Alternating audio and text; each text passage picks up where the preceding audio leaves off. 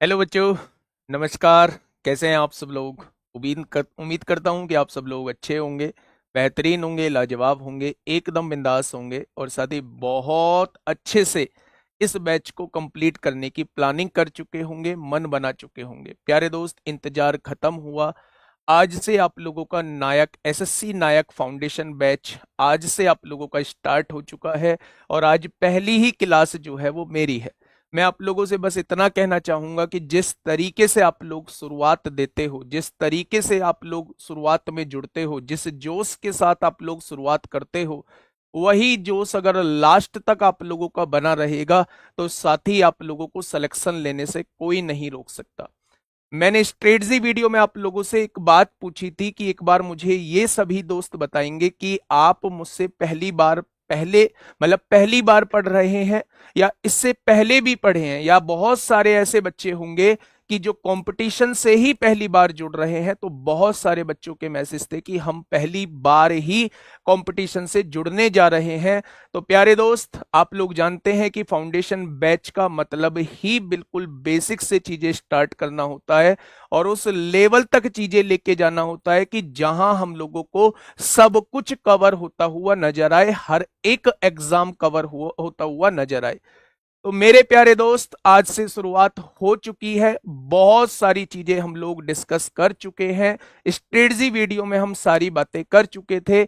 आज जरूरत है तो मेरे साथ एक वादा करने की जरूरत है, एक प्रॉमिस करने की जरूरत है।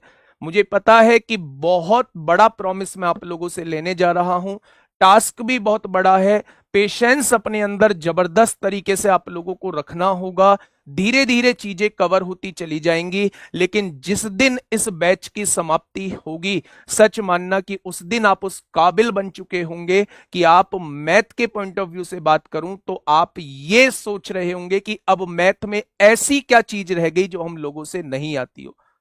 ये मैं आप लोगों को भरोसा दिलाता हूं, चाहे वो कॉन्सेप्ट के रूप में आप लोगों को हो, चाहे वो प्रैक्टिस के रूप में हो, चाहे वो कैलकुलेशन के पॉइंट ऑफ व्यू से हो, चाहे वो कुछ भी हो। मैथ के अंदर हर एक पॉइंट को, हर एक चीज को हम लोग बारीकी से डिस्कस कर रहे होंगे। मेरे प्यारे दोस्त, समय बहुत लंबा है, समय लगभग 7-8 महीने का समय हम लोगों का लगने वाला है इस पूरे बैच को खत्म करने के लिए। और आप लोग भी जानते हैं कि अगर 7-8 महीने मैं पढ़ा रहा हूं तो आपको भी पढ़ने से जरा सी दिक्कत नहीं होनी चाहिए। जहां इरेगुलरिटी आ गई, जहां कंटिन्यूटी ब्रेक हुई, वहीं चीजों से मतलब इंटरेस्ट खत्म होना स्टार्ट हो जाएगा।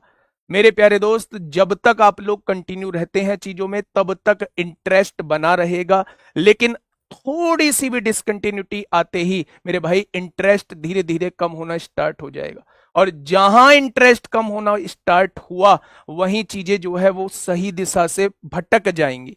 तो मैं आप लोगों से बस यही कहूंगा कि मेरे साथ वादा करो कि आज है 2 दिसंबर मेरे भाई, 2024 में हम इस बैच की शुरुआत करने जा रहे हैं।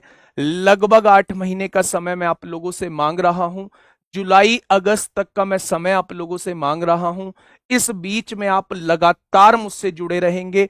बहुत सारे टॉपिक ऐसे आएंगे जिसमें इंटरेस्ट नहीं बनेगा, जिसमें बहुत बार ऐसा होगा कि बोर फील होगा, लेकिन मेरे दोस्त उसे साइड में रख देना। जहां ऐसा महसूस हो कि हम लोगों को बोरिंग फील हो रहा है मेरे भाई, वहीं समझ जाना कि ये चीज बहुत ज्यादा जरूरी है, क्योंकि आप लोग भी जानते हैं अच्छी चीज देर से ही समझ आती है। तो मेरे भाई, वहां आप लोगों को सबसे ज्यादा कंसंट्रेट होकर पढ़ाई करने की जरूरत है। कोशिश करूंगा कि आप लोगों का इंटरेस्ट खत्म ना हो। हम टाइम टू टाइम चीजें चेंज करते रहें, जिससे आप लोगों का टेस्ट भी बदलता रहे और चीजों में इंटरेस्ट भी आप लोगों का बना रहे। ठीक है, तो आप लोगों को वादा करना होगा कि हम लोगों का टारगेट एसएससी के हर एक एग्जाम को हम लोग टारगेट कर रहे हैं। 2025 में होने वाले एसएससी के एग्जाम्स में हम लोगों को मैथ की तरफ से कोई दिक्कत नहीं आएगी, ये मैं आप लोगों से वादा करता हूं। ठीक है, बने रहोगे भाई? तो एक बार फटाक से कर दो, थम्स अप कर दो कि हाँ, हम लोग आपके साथ बने रहेंगे। ये आज की क्लास के लिए हम लोग नहीं जुड़े हैं, हम अगले 8 महीने की क्लास के लिए आप लोगों से जुड़ चुके हैं। तो एक बार सभी दोस्त थम्स अप करेंगे यूट्यूब पे फ्री ऑफ कॉस्ट लास्ट तक। प्रॉपर बैच चलेगा, चाहे वो प्रैक्टिस के पॉइंट ऑफ व्यू से हो, चाहे कॉन्सेप्ट के पॉइंट ऑफ व्यू से हो, हर एक चीज आप लोगों को प्रोवाइड होने वाली है। तो एक बार सभी दोस्त थम्स अप करेंगे। संख्या 15,000 के करीब है, लेकिन ये थम्स अप जो है ये चंद मामूली से 10-5 लोगों के उधर उधर जा रहे हैं। तो मेरे भाई एक बार संख्या में आना चाहिए, फिर हम लोग स्टार्ट करते हैं। आज ये थोड़ी सी बात हो भी गई है, लेकिन आगे जो है हम बातें कम काम ज्यादा वो वाली हम लोग स्ट्रेटजी फॉलो करने वाले हैं। तो एक बार सभी दोस्त भेजेंगे। बहुत शानदार भाई, बहुत शानदार। तो बहुत सारे बच्चे जुड़ चुके हैं। शुरुआत करते हैं अपने मैथ से, और मैथ में सारी चीजें बता चुका हूं मेरे भाई कि कहाँ कौन सी चीज हम लोग पढ़ने वाले हैं, कितने टॉपिक हम लोगों के रहने वाले हैं, वो सारी चीज हम लोग स्ट्रेटजी वीडियो में सारी चीजों पे बात कर चुके हैं। हम जो शुरुआत करने वाले हैं वो नंबर सिस्टम से हम लोग शुरुआत करने वाले हैं। नंबर सिस्टम बेसिकली संख्या पद्धति से हम लोग शुरुआत करने वाले हैं। मैथ्स का सबसे पहला टॉपिक यही माना जाता है। बहुत कुछ जानने के लिए है, बहुत कुछ सीखने के लिए है। तो आप लोग बहुत आराम से चीजों पे काम करते हुए चलेंगे, चीजों को सीखते हुए चलेंगे। आप लोगों के मन में एक डाउट आ रहा होगा कि नोट्स बहुत सारे बच्चे पहले पढ़ चुके होंगे, जैसे विनर्स बैच से पढ़ चुके या किसी और बैच से जो है वो पढ़ चुके हैं, उन्होंने प्रॉपर नोट्स बनाए हुए हैं। क्या इस बैच में भी नोट्स बनाने की जरूरत है? तो उस पर भी मैं थोड़ी देर में बात करूंगा। तो मेरे दोस्त शुरुआत करने जा रहा हूं। इस बैच की पहली स्लाइड आप लोगों के सामने खोलने जा रहा हूं, वो भी टाइम टेबल की। तो बैच का नाम एसएससी नायक फाउंडेशन बैच है, ये आप लोग जानते ही हैं। सुबह 9 बजे मेरी क्लास से शुरुआत हुआ करेगी, और शानदार ही शुरुआत हम लोग किया करेंगे, ये मैं आप लोगों से वादा करता हूं। मेरे ठीक बाद जो है 10:30 बजे Vipin Bhati sir English vocab की क्लास आपके सामने लेके आएंगे। फिर उसके बाद रीजनिंग की क्लास ठीक 12 बजे जो है वो शोभित सर आपके सामने लेके आएंगे। इसके बाद 1 बजे नवीन सर जीएस की क्लास लेके आपके सामने आएंगे, और ठीक 7 बजे शाम को इंग्लिश की क्लास संजीव सर लेके आप लोगों के सामने आएंगे। ये क्लासेस जो रहेंगी ये मंडे टू फ्राइडे क्लासेस रहेंगी। सैटरडे संडे में क्विज का प्लान कुछ कर रहे हैं, वो नवीन सर ने कल आपको थोड़ा सा आइडिया भी दिया था, तो वो प्रॉपर आप लोगों को पता लग जाएगा। ठीक है, रिवीजन करना है सैटरडे संडे में, और यकीन मानना जब 2-3 महीने निकल जाएंगे तो बहुत सारी चीजों पे पकड़ होती हुई आप लोगों को नजर आएगी। ठीक है, अगर मैं आगे बात करता हूं तो ये वो 2 बुक हैं जिनको मैंने स्ट्रेटजी वीडियो में भी बताया था। आपके पास अगर इनसे अलग कोई बुक है तो जरूरत नहीं है बिल्कुल भी। हर एक बुक अच्छी है मेरे भाई, जितनी भी बुक हैं सब मार्केट में बहुत बढ़िया बुक हैं। अगर कोई और बुक आपके पास अवेलेबल है तो बिल्कुल खरीदने की जरूरत नहीं है। बस ये देखना कि उससे क्वेश्चंस बन पा रहे हैं या नहीं बन पा रहे। अगर नहीं बन पा रहे हैं तो फिर कहीं हम लोग पढ़ने में थोड़ा सा मतलब गलत राह पे चल रहे हैं, और अगर बन पा रहे हैं 70-80% बन पा रहे हैं तो बिल्कुल सही दिशा में हम लोग जा रहे हैं। और मुझे पूरी उम्मीद है बुक कोई सी भी हो, क्वेश्चन आप लोगों से बनेंगे। ठीक है, ये एडवांस मैथ की बुक है। इस बुक का कोई सानी नहीं है, इस बुक का मतलब मैं ये कहूं कॉम्पिटिटर भी नहीं है। बड़ी जानदार शानदार बुक है, मेरे पॉइंट ऑफ व्यू से बहुत शानदार बुक। ये आपके सामने देखोगे, इसकी पीडीएफ जो है वो एप्लीकेशन पे मेरे भाई पड़ी हुई है। ठीक है, ये कंप्लीट मैथ्स है। अभी हम इसमें अपडेशन भी कर रहे हैं, तो अगर अभी की बात करूं तो अगर आप इसे अभी परचेज भी नहीं करेंगे तो भी ठीक है, अगले 1-1.5 महीने में ये अपडेट होने के बाद आ जाएगी। ये बिल्कुल पूरी तरीके से अपडेटेड बुक है, इसे आप जब चाहें तब परचेज कर सकते हैं मेरे भाई। ठीक है, नेक्स्ट, नोट्स कैसे बनाएं। मैं इस टॉपिक पे बस 2 मिनट बात कर लेता हूं, फिर उसके बाद हम टॉपिक की शुरुआत करते हैं मेरे दोस्त। अगर मैं आप लोगों से ये कहूं कि नोट्स कैसे बनाएं, जो भी बच्चा पहले नोट्स बना चुका है, जो पहले नोट्स बना चुका है मैथ्स के, बहुत लोगों को आपने ये कहते सुना होगा कि नोट्स बनाने की जरूरत नहीं है, लेकिन मैं ये कहता हूं कि नोट्स बनाने की एक बार जरूरत है एग्जाम के टाइम पे, क्योंकि हम सारी चीजें टाइप वाइज कर रहे होंगे। हर एक टाइप को मैं ऊपर डलवा के तब आप लोगों से मतलब आगे क्वेश्चन करा रहा हूंगा, तो वो बेसिकली वो पूरा टाइप क्लियर हो जाएगा अगर आपके पास नोट्स प्रॉपर बने हुए हैं। एक बार लास्ट में उन्हें दोहरा लीजिए और फिर सारी चीजें क्लियर हो जाएंगी। फिर प्रैक्टिस करते चलिए मेरे भाई, फिर कभी नहीं भूलने वाले। तो एक बार नोट्स आप लोगों को बनाने होंगे। जो पहले नोट्स बना चुका है बच्चा किसी भी बैच से, किसी भी टीचर से, बस उन नोट्स को अपने साथ रखना। सेपरेट नोट्स बनाने की बिल्कुल आवश्यकता नहीं है। अगर कोई चीज एक्स्ट्रा मैं बताता हूं मेरे भाई तो उस चीज को बस ऐड कर लेना, बाकी कुछ भी आपको उसमें एक्स्ट्रा लिखने की जरूरत नहीं है। ठीक है, तो जो नोट्स बना चुके हैं उन्हें नए नोट्स बनाने की बिल्कुल भी आवश्यकता नहीं है, लेकिन जिन्होंने अभी तक नोट्स नहीं बनाए हैं वो मेरे भाई प्रॉपर एक कॉपी लीजिए, पेन लीजिए और प्रॉपर हर एक बात को लिखते हुए चलिए। यकीन मानना, बहुत बोरिंग फील होता है शुरुआत में, लेकिन लास्ट में जब चीजें समाप्ति की ओर जाती हैं, 5-6 महीने गुजरेंगे, तो आप लोगों को बड़ा अच्छा फील होगा कि हम लोग वास्तव में जो है वो चीजें सीख चुके हैं। ये जो आप लोगों का बार बार कमेंट आना कि मेरे भाई हम लोगों का मैथ्स वीक है, मैं इसी पर काम करने वाला हूं, शायद ये कमेंट्स जो है आप किसी क्लास में ना करो मेरे भाई, शायद ये कमेंट्स जो है किसी क्लास में ना करो, अब ये क्लास लेने के बाद कोशिश ये आप लोगों के लिए की जाएगी। ठीक है मेरे भाई, चलिए। तो ऑलरेडी जो बना चुके हैं उन्हें नोट्स नहीं बनाने हैं, एक्स्ट्रा चीज ऐड करनी है। बाकी नए बच्चे नोट्स जरूर बनाएंगे, प्रॉपर नोट्स बनाएंगे मेरे भाई, हर एक बात लिखेंगे। अब जो है हम लोग शुरुआत करने जा रहे हैं मेरे भाई। आज का टॉपिक है क्लासिफिकेशन ऑफ नंबर। टॉपिक का नाम है मेरे दोस्त नंबर सिस्टम। टॉपिक का नाम है नंबर सिस्टम, बड़ा अच्छा खासा टॉपिक है। अगर मैं एग्जाम में बात करूं, इसे हिंदी में कहा जाता है संख्या पद्धति। बहुत धीरे धीरे चलेंगे मेरे भाई, पहली क्लास है तो हो सकता है मेरे भाई आप लोगों को स्पीड बहुत कम लगे, और लेके भी चलेंगे, तभी 7-8 महीने का समय मैंने लिया भी है। अगर मैं बात करता हूं सीजीएल सीएचएसएल के पॉइंट ऑफ व्यू से बात करता हूं, सीजीएल सीएचएसएल के पॉइंट ऑफ व्यू से बात करता हूं, जहां 25 क्वेश्चन आप लोगों को प्री में देखने को मिलेंगे और 30 क्वेश्चन जो है वो मेंस में आप लोगों को देखने को मिलेंगे।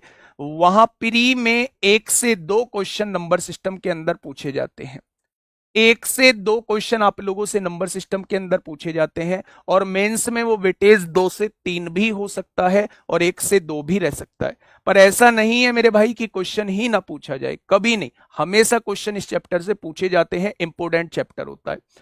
अगर मेरे भाई मैं सीपीयू की बात करता हूं, जहां 50 क्वेश्चन आप लोगों से प्री में पूछे जाते हैं, मेंस में मैथ नहीं पूछा जाता है, वहां 2 से 3 क्वेश्चन जो है आप लोगों से प्री में पूछे जा सकते हैं, सीपीयू में पूछे जाते रहे भी हैं, सीपीयू के अंदर बात कर रहा हूं।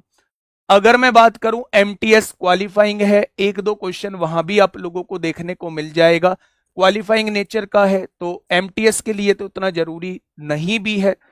सिलेक्शन पोस्ट की अगर मैं बात करता हूं, सिलेक्शन पोस्ट की, एसएससी के सिलेक्शन पोस्ट की बात करता हूं, तो ठीक उसका भी वही वेटेज रहता है जो सीजीएल सीएचएसएल में वेटेज रहता है। ठीक है मेरे भाई, तो लगभग लगभग हर एक एग्जाम में पूछे जाने वाला चैप्टर है मेरे भाई, तो आप बहुत शानदार तरीके से पढ़ेंगे। एसएससी के लिए हम लोग विशेष टारगेट करके चल रहे हैं, लेकिन मैं आप लोगों से बताऊं कि मेरे भाई अगर मैथ्स की बात करूं तो हम मैथ्स को सीखने का काम इस बैच से करेंगे, चाहे वो मैथ्स फिर कहीं भी पूछा जाए, हम हर एग्जाम को, मतलब हर एग्जाम के क्वेश्चंस को कर रहे होंगे, लेकिन विशेष फोकस जो हम लोगों का रहने वाला है वो एसएससी के एग्जाम्स पे मेरे भाई रहने वाला है। ठीक है मेरे भाई दोस्त, तो नाम है मेरे भाई नंबर सिस्टम।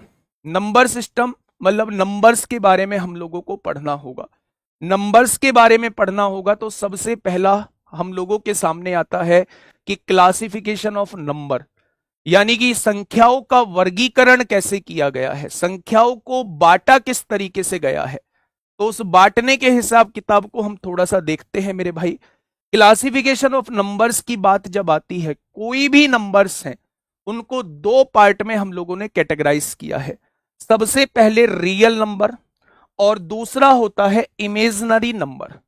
रियल नंबर जो होते हैं वो मेरे भाई वास्तविक संख्याएं होती हैं, रियल नंबर जो होते हैं वो वास्तविक संख्याएं होती हैं। अब सवाल उठता है जी ये वास्तविक संख्याएं क्या होती हैं, तो वास्तविक संख्याएं बच्चे माइनस इन्फिनिटी से लेके प्लस इन्फिनिटी तक जो भी संख्याएं हमारे पास हैं, चाहे वो हम लोगों की डेसिमल में हो, चाहे हम लोगों की वो इंटीजर में हो, चाहे वो किसी में भी हो, रेशनल हो इरेशनल हो, जो भी संख्याएं हम लोगों के पास मौजूद हैं वो सारी की सारी वास्तविक संख्याएं कहलाती हैं।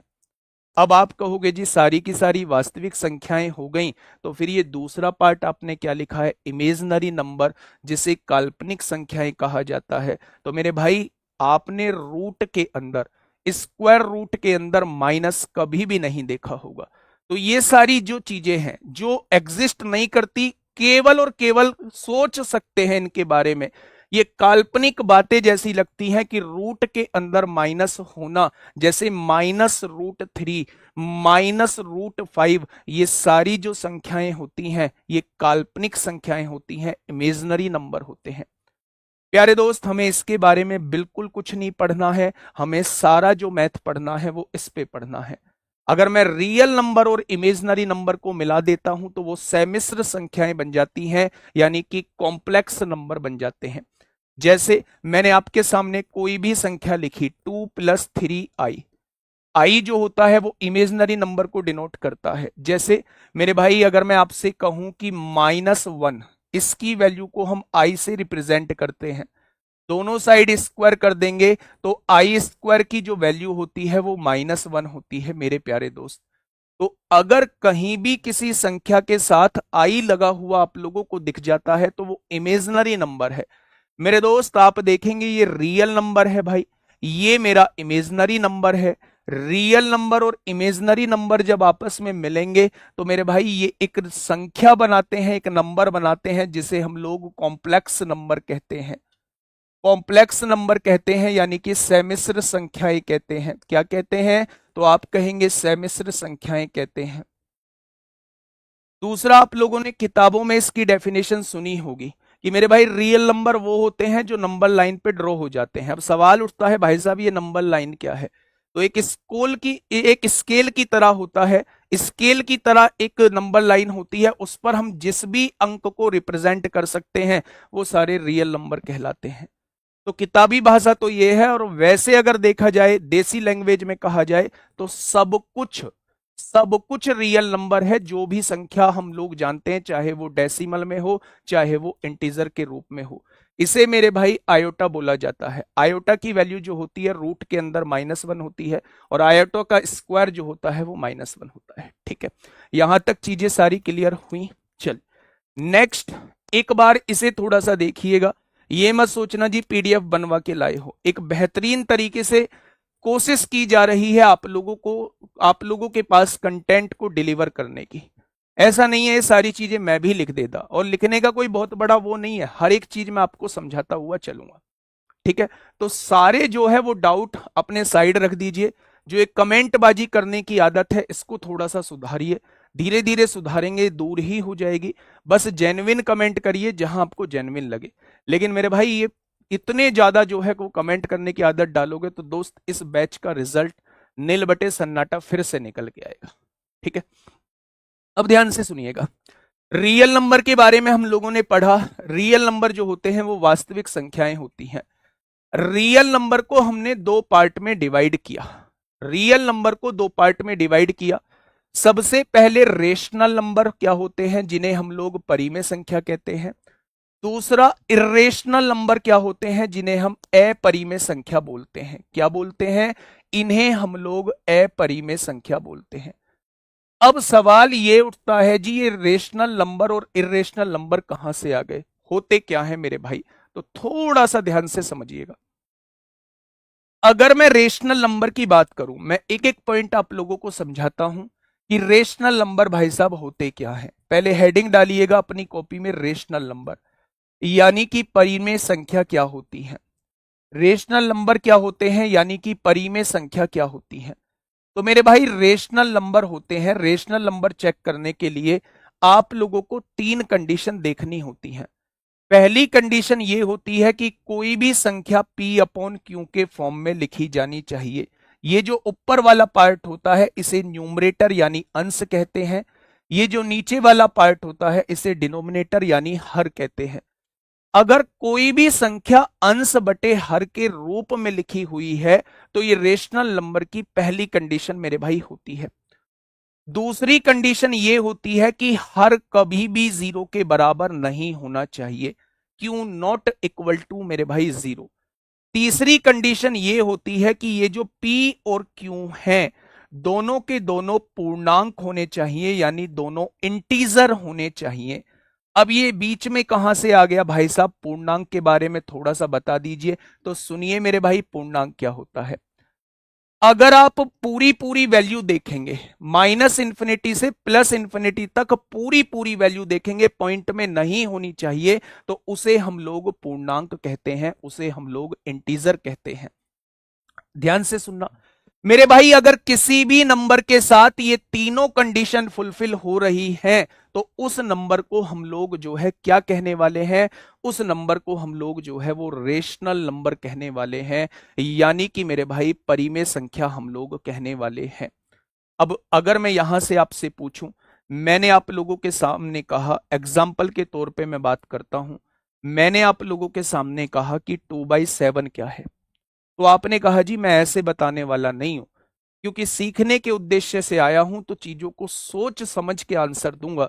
आपने सारी कंडीशन को चेक किया, आपने कहा जी P अपॉन Q के फॉर्म में भी संख्या लिखी हुई है, पहली कंडीशन फुलफिल हो गई। दूसरा आपने कहा Q 0 के बराबर भी नहीं है, यानी डिनोमिनेटर 0 के बराबर भी नहीं है, तो दूसरी कंडीशन भी फुलफिल हो गई। तीसरा आपने कहा जी दोनों के दोनों इंटीजर होने चाहिए, ये भी इंटीजर है, ये भी इंटीजर है, जब तीनों की तीनों कंडीशन फुलफिल हो गई तो क्या ये मेरा रेशनल नंबर कहलाएगा, तो आप कहेंगे जी बिल्कुल कहलाएगा। यानी जब भी इस तरीके की आप लोगों के पास संख्याएं दी हो तो वो सारी की सारी रेशनल नंबर होती हैं। Point clear. दूसरे एग्जाम्पल की तरफ अगर मैं चलूं, तो मैंने खाली आपके सामने एक संख्या लिख दी 5, मैंने दूसरी संख्या आपके सामने लिख दी, खाली की खाली 5 लिख दी। मैंने आपसे पूछा क्या ये रेशनल नंबर है, तो बहुत सारे बच्चों को जो पहली बार पढ़ रहे हैं उन्हें ये क्यों नजर नहीं आएगा, उन्हें इसके डिनोमिनेटर में कुछ नजर नहीं आएगा, उन्होंने इसे देखते ही एकदम कह दिया ये रेशनल नंबर नहीं है। लेकिन मेरे भाई मुझे एक बात बताइए, अगर इसके बटे में 1 लिख देंगे तो क्या कुछ फर्क पड़ेगा? जब 5 को 1 से डिवाइड करोगे, जब 5 को 1 से डिवाइड करोगे तो भी तो 5 ही रहेगा, रहेगा क्या? यानी कि मेरे भाई मैंने इसके बटे में 1 लिख दिया, क्या ये तीनों की तीनों कंडीशन सेटिस्फाई हो गई? क्या ये P अपॉन Q के फॉर्म में लिखा हुआ है? जी हाँ बिल्कुल लिखा हुआ है। क्या क्यों जो है वो 0 के बराबर है? नहीं, क्यों तो 1 के बराबर है मेरे भाई।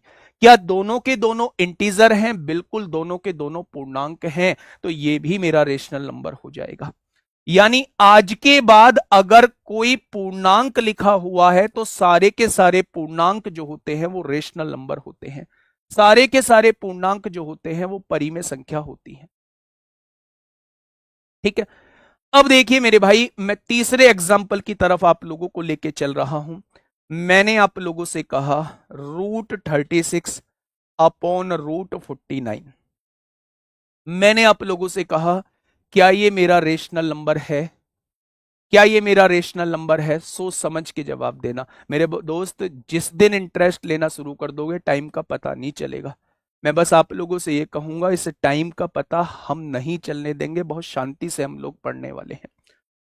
मैंने आप लोगों से पूछा भाई √36 और √49 लिखा हुआ है, क्या ये मेरा रेशनल नंबर है? आपने कहा जी अभी नहीं बताऊंगा, पहले मैं इसे सॉल्व करूंगा। मैंने कहा कैसे सॉल्व करोगे?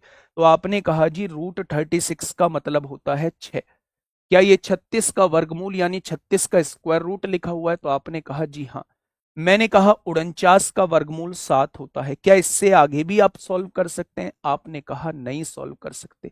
तो मेरे भाई अब यहां जब आप कंडीशन देखेंगे तो आप देखेंगे कि P अपॉन Q के फॉर्म में लिखा हुआ है, बिल्कुल लिखा हुआ है। Q जो है वो 0 के बराबर भी नहीं है, और P और Q दोनों के दोनों इंटीजर हैं, तो क्या मेरे दोस्त ये रेशनल नंबर है? तो आप कह देंगे ये रेशनल नंबर है। लेकिन मेरे दोस्त अब जो मैं लिखने जा रहा हूं उसे थोड़ा सा सोच समझ के बताना कि क्या ये रेशनल नंबर है। मैंने आपके सामने एक एग्जांपल लिखा, मैंने आप लोगों से कहा 1.7, मैंने आप लोगों से ये कहा मेरे भाई 1.7, क्या ये मेरा रेशनल नंबर है? रेशनल नंबर तब चेक करेंगे जब तक वो सॉल्व होता है उसे सॉल्व कर लेंगे, जहां सॉल्व होना बंद हो जाए वहां हम लोग रेशनल नंबर की कंडीशन को चेक करेंगे। बताइए भाई क्या ये मेरा रेशनल नंबर है 1.7? नहीं है सर, हाँ sir, yes sir, yes sir, no sir, yes sir. जितने भी ये नो वाले हैं ये यहां से पता चलता है कि ये नए खिलाड़ी हैं। और ये नए खिलाड़ी कब पुराने हो जाएंगे इन्हें खुद पता नहीं चलेगा। समझो मेरे भाई, मैंने कहा जब तक चीजें सॉल्व होती हैं तब तक चीजें आप लोगों को सॉल्व करनी है। क्या आपने ये सीखा है पॉइंट हटाएंगे तो नीचे जीरो बढ़ा देंगे? तो आपने कहा जी बिल्कुल सीखा है।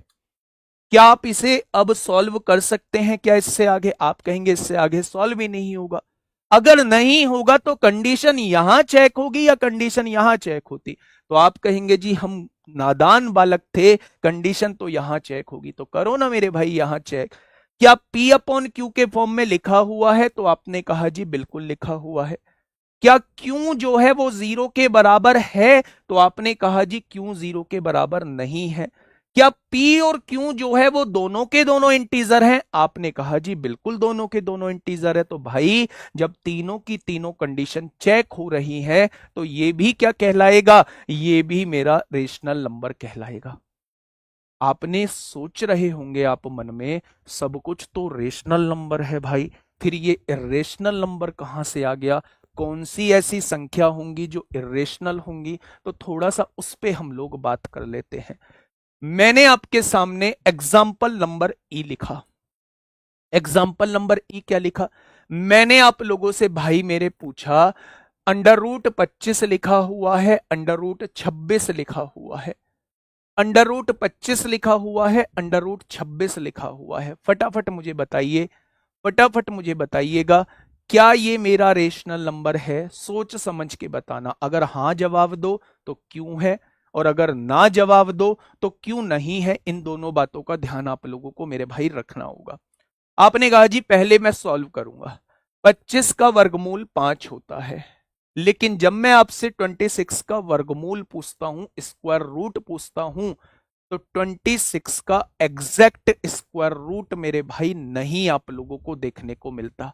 26 का क्या एग्जैक्ट स्क्वायर रूट बता पाएंगे आप लोग? तो आप कहेंगे जी नहीं बता पाएंगे। और जहां अंदर से ये आवाज आ जाए कि इसका एग्जैक्ट स्क्वायर रूट नहीं बता पाएंगे, वो सारी की सारी कैसी संख्याएं होती हैं? वो सारी के सारे इरेशनल नंबर होते हैं। वो सारे के सारे इरेशनल नंबर होते हैं। क्यों होते हैं? क्योंकि ये कभी भी इंटीजर नहीं मिलेगा। और रेशनल नंबर की एक कंडीशन है कि ये दोनों के दोनों इंटीजर होने चाहिए। तो क्या ये कभी पूरी पूरी संख्या मिलेगी? तो आप कहेंगे नहीं मिलेगी। और नहीं मिलेगी तो भाई साहब कौन सी होगी? इरेशनल नंबर होगी। यानी यहां से एक कंक्लूजन आप लोगों ने निकाल लिया। क्या कंक्लूजन? अगर रूट में कोई भी ऐसी वैल्यू मुझे दिखाई दी जिसका रूट एग्जैक्ट नहीं निकलता, क्या वो सारी की सारी इरेशनल नंबर होंगी? तो आप कहेंगे बिल्कुल होंगी। कैसे? मैंने एक और एग्जाम्पल आप लोगों के सामने लिखा। मैंने आप लोगों से पूछा रूट 27 बटे रूट 29। मैंने आप लोगों से पूछा क्या ये मेरा रेशनल नंबर है? क्या ये मेरा रेशनल नंबर है? तो आपने कहा जी ये मेरा रेशनल नंबर नहीं है, क्योंकि रूट 27 का एग्जैक्ट वर्गमूल नहीं पता, रूट 29 का एग्जैक्ट वर्गमूल नहीं होता। तो ये भी मेरा क्या हो जाएगा? ये भी मेरा इरेशनल नंबर हो जाएगा। ये भी क्या हो जाएगा? ये भी मेरा इरेशनल नंबर हो जाएगा। लेकिन आप लोगों को कंफ्यूज थोड़ा सा यहां कर देता हूं एक एग्जाम्पल पूछ के, और इस पर मुझे सारे बच्चों के जवाब चाहिए। क्या ये मेरा रेशनल नंबर है? क्या ये मेरा रेशनल नंबर है? कौन सा? √3/√27। बताइए, बताइए। क्वेश्चन पूछने की आवश्यकता ही नहीं है। आप पूछ रहे हो पाई क्या है? भाई ये जनरल क्वेश्चन है, सबको ही बताता है, तो पूछने की आवश्यकता ही नहीं है। मैं आऊंगा, सारी चीजों को पढ़ा के ही जाऊंगा मेरे भाई, पर जो मैं पढ़ा रहा हूं उसके जवाब आप लोग देते रहो। इसके बारे में आप लोगों की राय क्या है? इसको देख के आप क्या कहना चाहोगे? ये √3 लिखा हुआ है, नीचे √27 लिखा हुआ है। गौर से देखिए और बताइए इसके बारे में आप क्या कहना चाहेंगे। रेशनल या इरेशनल? थोड़ा सा सोच के आप लोगों को बताना है। रेशनल या इरेशनल नंबर ये आपके सामने है। यस नो नहीं लिखना है, मुझे यस नो समझ नहीं आ रहा है। रेशनल या इरेशनल ये बताइए बस। आर या आई? इरेशनल है पक्का? पक्का इरेशनल है? हाँ, जो इरेशनल कह रहे हैं उन्होंने भी कुछ गलत नहीं सोचा, उन्होंने सोचा होगा √3 का एग्जैक्ट वर्गमूल तो होता ही नहीं है, √27 का भी एग्जैक्ट वर्गमूल नहीं होता है। जब एग्जैक्ट वर्गमूल नहीं होता है तो मैंने ही बताया है वो सारे नंबर इरेशनल होते हैं। लेकिन शायद आपने उससे पहली बात नहीं सुनी मेरे भाई मेरी। मैंने कहा था जब तक चीजें सॉल्व हो सकती हैं पहले उन्हें सॉल्व कर लीजिए, उसके बाद चेक करिए कि वो रेशनल नंबर है या इरेशनल नंबर है। अगर दोनों ही वैल्यू रूट के अंदर हैं तो क्या मैं इसे लिख सकता हूं, दोनों ही वैल्यू को रूट के अंदर 3/27 लिख सकता हूं क्या? दोनों ही स्क्वायर रूट के अंदर हैं, क्या दोनों को स्क्वायर रूट के अंदर लिख सकता हूं? आपने कहा जी बिल्कुल लिख दो। जब आपने इसे सॉल्व किया 3 एकम 3 होगा, 3 नाम 27 होगा। क्या आपने ये सॉल्व कर दिया? और 1/9 का स्क्वायर रूट जब आप निकालेंगे तो क्या 1/3 लिखेंगे? हाँ या ना भाई? 1 का वर्गमूल 1 होता है, 9 का वर्गमूल 3 होता है। यानी कि कुल मिला के जब आपने इसे सॉल्व किया तो ये आ गया। आ गया क्या? क्या आप इसे चेक कर रहे होंगे ऐसी कौन सी कंडीशन है जो आप लोगों की यहां फुलफिल नहीं हो रही? क्या ये P/Q के फॉर्म में नहीं लिखा हुआ? तो आपने कहा बिल्कुल लिखा हुआ है। क्या क्यों इसमें जीरो है? तो आपने कहा नहीं जीरो तो नहीं है। क्या ये दोनों इंटीजर नहीं है? तो आपने कहा जी बिल्कुल इंटीजर है। तो मेरे भाई ये मेरा रेशनल नंबर है, ये मेरा रेशनल नंबर है। तो ऐसे आप लोगों को बीच में चेक करने होंगे। ठीक है, मैंने आप लोगों से क्या पूछ लिया? मैंने आप लोगों से पूछ लिया भाई जी √5 क्या है? फटाफट बताइए √5 क्या है? एकदम चुटकी भर सेकंड में बता दीजिए √5 क्या है। √5 के बारे में बताइए। √5 क्या है? रेशनल और इरेशनल? आपने कहा जी अब तो मजाक वाली बात आ गई, इरेशनल नंबर है भाई साहब। √5 का कौन सा एग्जैक्ट वर्गमूल होता है? आप इसके नीचे 1 लगाओ या 2 लगाओ फर्क नहीं पड़ता, ये मेरा इरेशनल नंबर होगा। जितनी भी रूट में वैल्यूज हैं जिनके एग्जैक्ट रूट हम लोगों को नहीं पता है वो सारी की सारी इरेशनल नंबर होती है। क्या ये पॉइंट क्लियर हुआ? थोड़ा सा भी कुछ डाउट है इसमें तो आप लोग कहेंगे जी थोड़ा सा भी डाउट नहीं है। अब सवाल कहाँ आके अटक जाता है? अब सवाल भाई साहब यहां आके अटक जाता है पाई और 22/7। इसके बारे में क्या विचार है? पाई और 22/7 इसके बारे में क्या विचार है आप लोगों का? फटाफट मुझे बताइए। अच्छा, कोई मुझे पाई की डेफिनेशन देगा कि पाई की डेफिनेशन क्या होती है? क्या कोई पाई की डेफिनेशन मुझे देगा? एक भी बच्चा क्लास में ऐसा मौजूद है जो पाई की डेफिनेशन मुझे दे, पाई के बारे में थोड़ा सा मुझे बताए। पाई की वैल्यू के बारे में नहीं पता ना? पाई की डेफिनेशन कोई देगा क्या? Both are irrational. अभी आपको अभी आपको बहुत कुछ बताना है इसमें। पाई की डेफिनेशन, तो पाई की डेफिनेशन देखिए मेरे भाई, ये क्या है? एक सर्किल आप लोगों के सामने लिखा हुआ है। आपने कहा जी बिल्कुल लिखा हुआ है। ये सर्किल की ये जो बाउंड्री आपके सामने दिख रही है मेरे भाई, ये जो बाउंड्री आपके सामने दिख रही है इसे परिधि कहा जाता है, इसे सरकमफ्रेंस बोला जाता है।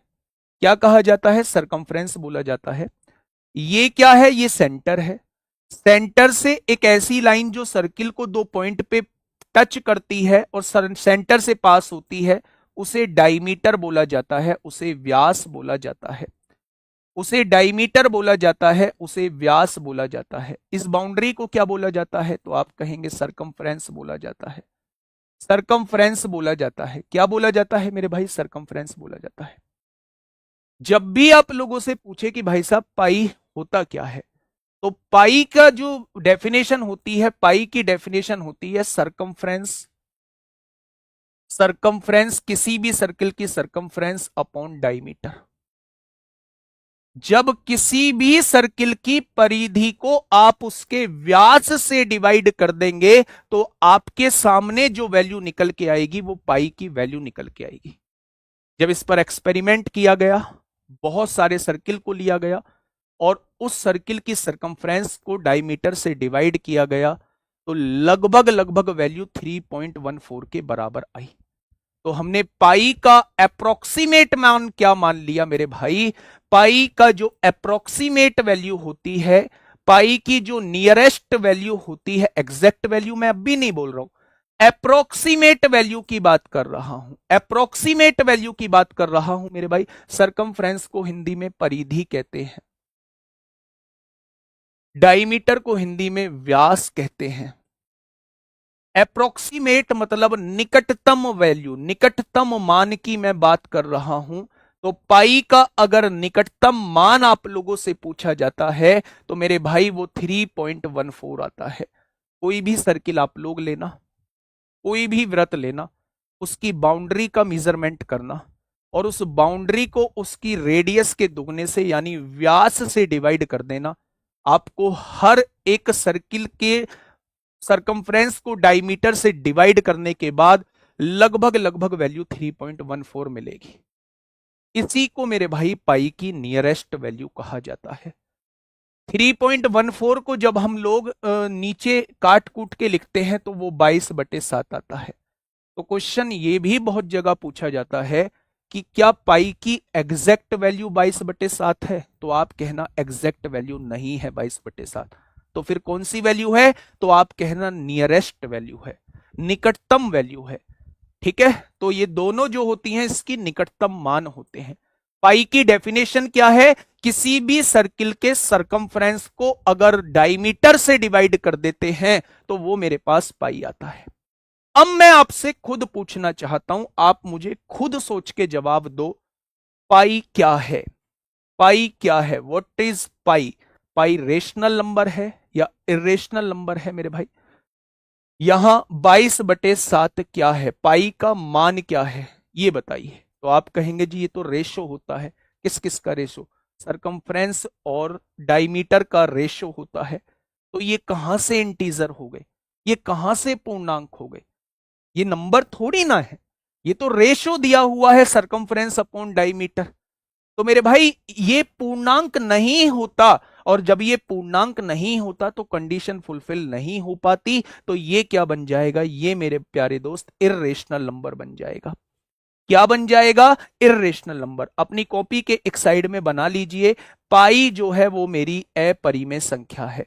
क्यों अपरिमेय संख्या है? क्योंकि पाई जो है वो मेरा पूर्णांक नहीं होता, और जब पूर्णांक नहीं होता मेरे भाई, जब पूर्णांक नहीं होता तो मेरी तीसरी कंडीशन फुलफिल नहीं हो पाती। ये बात क्लियर? अगर मैं इसके बारे में पूछूं, 22/7 के बारे में पूछूं, तो आप कहेंगे जी सारी कंडीशन फुलफिल हो रही है। पी अपॉन क्यू के फॉर्म में भी दिया हुआ है, क्यू जो है इसमें जीरो भी नहीं है मेरे भाई, और पी और क्यू जो है वो दोनों के दोनों इंटीजर भी है यानी पूर्णांक भी है। क्या ये भी नंबर है, ये भी नंबर है?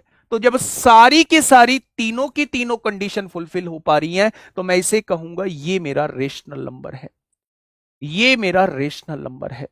तो आज के बाद आप लोगों से अगर कोई ये कहता है कि पाई क्या है, एकदम बोल देना कि अपरिमेय संख्या है। अगर वो आपसे पूछे पाई का मान क्या है, तो आप कह देना जी परिमेय संख्या है। क्या ये बातें क्लियर है? तो अपरिमेय और परिमेय को आप लोग पहचान लोगे? तो आप कहेंगे जी बिल्कुल पहचान लेंगे। क्वेश्चन में देखना, क्वेश्चन बड़े वैरायटीदार लेके आया हूं, है ना? क्वेश्चन बड़े वैरायटीदार है। सब कुछ थ्योरी पढ़ने के बाद भी क्वेश्चन में आपको कंफ्यूजन होगा, इसलिए क्वेश्चन तो मैंडेटरी हो जाते हैं थ्योरी के बाद। ठीक है मेरे भाई, आगे बढ़ते हैं। तो हम लोग किस पर बात कर रहे थे? रियल नंबर हम लोगों ने पढ़ लिया, रेशनल नंबर ये कंडीशंस लिखी हुई है, इरेशनल नंबर ये रूट में वैल्यूज आपके सामने लिखी हुई है। मैं थोड़ा सा बड़ा कर लेता हूं, ये देखिए भाई, ये आपके सामने चीजें लिखी हुई है। अब यहां पे आता है भाई, रेशनल नंबर जो होते हैं ना उनको भी दो पार्ट में कैटेगराइज किया गया है। एक तो इंटीजर होते हैं यानी जिन्हें हम लोग पूर्णांक कहते हैं, एक मेरे भाई डेसिमल होते हैं जिन्हें हम लोग दशमलव कहते हैं। भाई कोई भी वैल्यू या तो पूर्णांक होगी या फिर दशमलव में होगी। दशमलव मतलब फ्रैक्शन की बात कर रहा हूं। तो रेशनल नंबर को हमने दो पार्ट में कैटेगराइज किया है, एक तो इंटीजर यानी पूर्णांक, एक डेसिमल यानी दशमलव। अब इंटीजर के बारे में थोड़ी सी बात कर लेते हैं मेरे भाई। इंटीजर क्या होता है, यहीं पे आइए मेरे भाई, हेडिंग डालिएगा, इंटीजर क्या होते हैं। इंटीजर क्या होते हैं? इंटीजर को हिंदी में कहा जाता है पूर्णांक। क्या कहा जाता है? इंटीजर को हिंदी में कहा जाता है मेरे भाई पूर्णांक कहा जाता है। यानी कि नाम से थोड़ा सा क्लियर हो रहा होगा कि इंटीजर पूर्णांक मतलब पूरे पूरे अंक, जहां डेसिमल का कोई यूज नहीं होता। 3.14 क्या है, आप बताओ क्या है।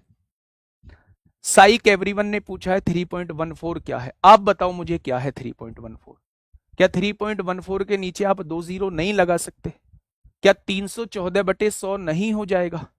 314 को काटोगे तो 157 बटे क्या हो जाएगा, 50 हो जाएगा। क्या सारी कंडीशन फुलफिल नहीं हो पा रही है? अगर सारी कंडीशन फुलफिल हो पा रही है तो रेशनल नंबर है। शुरुआत में बताया था जितनी भी पॉइंट वाली वैल्यूज है सारी रेशनल नंबर है, सारी रेशनल नंबर है, दिक्कत काहे की लेनी है। ठीक है मेरे भाई, चले। मैंने हेडिंग डाला कि इंटीजर क्या होते हैं, जीरो क्या है। बहुत बढ़िया क्वेश्चन था मेरे भाई, यहीं पे लिख लीजिए जीरो क्या है। अच्छा आप लोग मुझे बताइए जीरो क्या है, थोड़ा सा मुझे ये बताइए जीरो क्या है। मैंने आप लोगों से पूछा जीरो क्या है, रेशनल है या इरेशनल है, तो आपने कहा जी अब तो हम सीख चुके, अब तो हम लोग जो है वो सीख चुके। जीरो के नीचे क्या आप नीचे बटे में वन लिख सकते हो, तो आपने कहा बिल्कुल लिख सकते हैं। क्या ये पी अपॉन क्यू के फॉर्म में दिया हुआ है आप लोगों को, बिल्कुल दिया हुआ है। क्या इसमें क्यू जो है वो जीरो दिया हुआ है, डिनोमिनेटर पार्ट जीरो दिया हुआ है, आपने कहा नहीं दिया हुआ। क्या पी और क्यू दोनों इंटीजर दिए हुए हैं, ये दोनों के दोनों इंटीजर हैं, हाँ जी दोनों के दोनों इंटीजर हैं। तो जब ये सारी की सारी कंडीशन फुलफिल हो पा रही हैं तो मैं कह सकता हूं zero is rational number. Zero is rational number, zero एक परिमेय संख्या है, जीरो एक परिमेय संख्या है। ठीक है, आइए हेडिंग है मेरे भाई पूर्णांक। ठीक है एक बात बोल दूं, लगभग लगभग 40-45 मिनट की क्लास हो चुकी है। एक बात बोलता हूं मेरे भाई कि आप जब क्लास से जुड़े हो तो बहुत सोच समझ के क्लास से जुड़ो। ठीक है, बहुत सोच समझ के कहने का मतलब है अगर आपको कहीं बेस्ट चीजें मिल रही हैं तो आप वहां से पहले सफल हो जाओ। आप यहाँ के नेगेटिव एनवायरनमेंट फैलाएंगे, आप नेगेटिव कमेंट करेंगे, उससे कहीं ना कहीं अपना ही नुकसान कर रहे होंगे। ठीक है, चाहे वो आप लोग किसी के कहने पे कर रहे हो, चाहे आप लोगों की कोई मुझसे व्यक्तिगत दुश्मनी हो उस वजह से कर रहे हो, पर उस नेगेटिव चीजें का मतलब नहीं बनता है। अगर मुझे बेहतर ऑप्शन कहीं दिखाई दे रहा है तो फिर हम आराम से मूव कर जाए ना, दिक्कत ही क्या है। ठीक है, लेकिन मैं कह रहा हूं आप लोगों से 7 महीने बाद नजारा ही कुछ और होगा। ऊपर करना थोड़ा सा, थोड़ा नहीं, नहीं नीचे नीचे, बस एक कमेंट पढ़वाओ मुझे, नीचे करो। चलिए आइए, इंटीजर के बारे में हम लोग पढ़ते हैं, पूर्णांक के बारे में हम लोग पढ़ते हैं। मेरे भाई माइनस इन्फिनिटी से लेके प्लस इन्फिनिटी तक जो भी पूरे पूरे अंक होते हैं वो सारे के सारे क्या कहलाते हैं, वो सारे के सारे पूर्णांक कहलाते हैं, यानी इंटीजर कहलाते हैं। इंटीजर को दो पार्ट में कैटेगराइज किया गया है। एक तो पॉजिटिव इंटीजर होते हैं, पॉजिटिव इंटीजर नाम से फील आ रही होगी, जो पॉजिटिव साइन वाले होते हैं जिन्हें कहा जाता है धनात्मक पूर्णांक। जिन्हें क्या कहा जाता है, जिन्हें बोला जाता है धनात्मक पूर्णांक। 2 दिन चलेगा भाई ये क्लासिफिकेशन। एक होता है नेगेटिव इंटीजर, नेगेटिव इंटीजर जिन्हें कहा जाता है मेरे भाई ऋणात्मक पूर्णांक। क्या कहा जाता है, ऋणात्मक पूर्णांक कहा जाता है, ऋणात्मक पूर्णांक कहा जाता है। अगर मेरे भाई मेरे दोस्त ध्यान से समझना, पॉजिटिव की बात कर रहा हूं मैं, तो पॉजिटिव इंटीजर वो इंटीजर होते हैं जो +1 से स्टार्ट होते हैं, +2, +3, +4 और कहां तक जाते हैं, अनंत तक जाते हैं। ये सारे के सारे क्या कहलाते हैं, ये सारे के सारे जो है ये पॉजिटिव इंटीजर कहलाते हैं। क्या कहलाते हैं मेरे भाई, सारे के सारे पॉजिटिव इंटीजर कहलाते हैं। बात क्लियर है। जब बात नेगेटिव इंटीजर की आती है तो मतलब नेगेटिव में वैल्यूज, नेगेटिव में वैल्यूज जो माइनस इंफिनिटी से होते हैं, -7, -6, -5, -4, -3, -2 और -1, ये सारे के सारे नेगेटिव इंटीजर कहलाते हैं। मैंने ये दोनों बातें आप लोगों को बताई, आपके दिमाग में आ रहा होगा, जो क्वेश्चन आ रहा है उसे भी मैं बात करूंगा। पहले आप मुझे ये बताइए कौन बड़ा है इसमें, इन दोनों में कौन बड़ा है, -31 बड़ा है या -7 बड़ा है, -31 बड़ा है या -7 बड़ा है,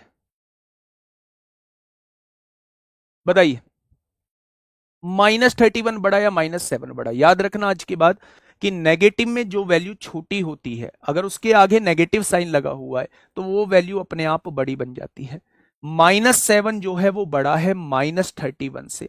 नेगेटिव में छोटी वैल्यू जो होती है वो बड़ी होती है, इसीलिए मैंने सबसे छोटी वैल्यू से शुरुआत की थी नेगेटिव में और सबसे बड़ी वैल्यू तक गया हूं। यहां भी सबसे छोटी वैल्यू से शुरुआत की थी, सबसे बड़ी वैल्यू तक गया हूं। ठीक है भाई, कोई दिक्कत समस्या यहां तक? अब आपके दिमाग में क्वेश्चन उठा होगा, कौन सा क्वेश्चन जी? भाई साहब यहां देखो ना, इंटीजर में आपने कहा था -इन्फिनिटी से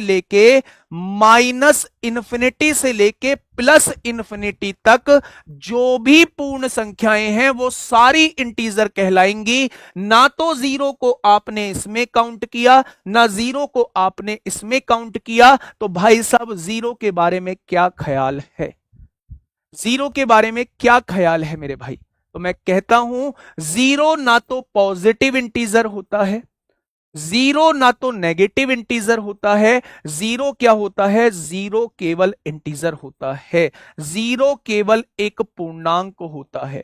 ना तो उसके आगे आप पॉजिटिव लगाएंगे, ना उसके आगे आप नेगेटिव लगाएंगे। जीरो केवल क्या हो जाएगा? जीरो केवल एक पूर्णांक हो जाएगा। बात समझ में आ गई? बात समझ में आ गई मेरे भाई? अब थोड़ा सा मैं आगे बढ़ जाता हूं, यहीं इस पेज पर थोड़ी सी बातें और सुन लेना। मैं ये कहता हूं कि +1 से लेके +2 +3 +4 कहां तक, अनंत तक जो संख्याएं होती हैं वो सारी की सारी पॉजिटिव इंटीजर होती हैं। और इन्हीं पॉजिटिव इंटीजर्स को क्या कहा जाता है? इन्हीं पॉजिटिव इंटीजर्स को नेचुरल नंबर कहा जाता है, यानी कि प्राकृतिक संख्या बोला जाता है। क्या बोला जाता है? इन्हीं पॉजिटिव इंटीजर्स को प्राकृतिक संख्या बोला जाता है। कोई भी आपसे आज के बाद पूछे प्राकृतिक संख्या क्या होती है, आप कह देना +1 से लेके इन्फिनिटी तक जो संख्याएं होती हैं वो प्राकृतिक संख्याएं होती हैं। कोई आपसे पूछे ये तो पॉजिटिव इंटीजर भी होती हैं, तो आप कहना भाई दोनों चीजें समान है। चाहे बात आप पॉजिटिव इंटीजर की करो, चाहे बात आप लोग नेचुरल नंबर्स की करो, दोनों बातें ये समान है। 0/0 अनडिफाइंड फॉर्म है मेरे भाई, 0/0 अनडिफाइंड फॉर्म है। ठीक है, ये बात समझ में आई क्या? बहुत बढ़िया। अरे -31 था मेरे भाई, -7 छोटा होगा सर, गलत बताया आपने। माइनस भाई वो -31 लिखा हुआ है, ये -31 है, ये -7। अगर -3 होता तो फिर मैं -3 को बड़ा लिख रहा होता। चलिए, तो आप लोगों को ये चीजें समझ में आ गई, नेचुरल नंबर्स, ये इंटीजर भी आप लोगों के समझ में आ गया होगा। अब आते हैं मेरे भाई अपने फ्लो चार्ट की तरफ आते हैं। ये चीज हम लोग पढ़ चुके हैं, इंटीजर्स हम लोग पढ़ चुके हैं, नेगेटिव इंटीजर्स -इन्फिनिटी से -1 तक, जीरो केवल एक इंटीजर है, पॉजिटिव इंटीजर यानी +1 से लेके +इन्फिनिटी तक ये क्या बन जाते हैं? पॉजिटिव इंटीजर बन जाते हैं। अब पॉजिटिव इंटीजर को ही मैंने दो पार्ट में डिवाइड किया है, पॉजिटिव इंटीजर को मैंने दो पार्ट में डिवाइड किया है। एक तो नेचुरल नंबर्स होते हैं मेरे भाई, और एक होल नंबर। ये दोनों डिफरेंट चीजें। होल नंबर भी मैं आपको बताऊंगा, होल नंबर में बस जीरो आ जाता है। यहीं पे मैं आपको लिख देता हूं मेरे भाई, यहीं पे मैं आपको लिख देता हूं। जैसे ही नेचुरल नंबर मैंने लिखा है ना, तो होल नंबर की और डेफिनेशन देख लीजिए। होल नंबर जिन्हें हम लोग कहते हैं पूर्ण संख्याएं, जिन्हें हम लोग कहते हैं पूर्ण संख्याएं। पूर्ण संख्याएं मेरे भाई, पूर्ण संख्याएं क्या हैं? अब सवाल उठता है जी पूर्ण संख्याएं क्या होती हैं, होल नंबर क्या होते हैं? तो आपने पढ़ा है नेचुरल नंबर 1 से लेके अनंत तक होते हैं। क्या होते हैं नेचुरल नंबर? 1 से लेके +1 +2 +3 +4, और कहां तक होते हैं मेरे प्यारे दोस्त? इन्फिनिटी तक होते हैं। अगर इन नेचुरल नंबर्स में जीरो को और ऐड कर दें, अगर इन नेचुरल नंबर्स में जीरो को और ऐड कर दें, तो ये क्या बन जाएंगे? ये मेरे पास पूर्ण संख्याएं बन जाएंगी, यानी कि मेरे पास ये होल नंबर बन जाएंगे। एक लाइन नीचे लिख लेना, सभी सभी पूर्ण संख्याएं मेरी प्राकृतिक संख्या नहीं होती, लेकिन सभी प्राकृतिक संख्या मेरी पूर्ण संख्याएं होती हैं। दोनों बातों में आप मतलब दोनों बातों को रिलेट कर पा रहे हो या नहीं कर पा रहे? मैंने क्या बोला, ध्यान से थोड़ा सा सुना।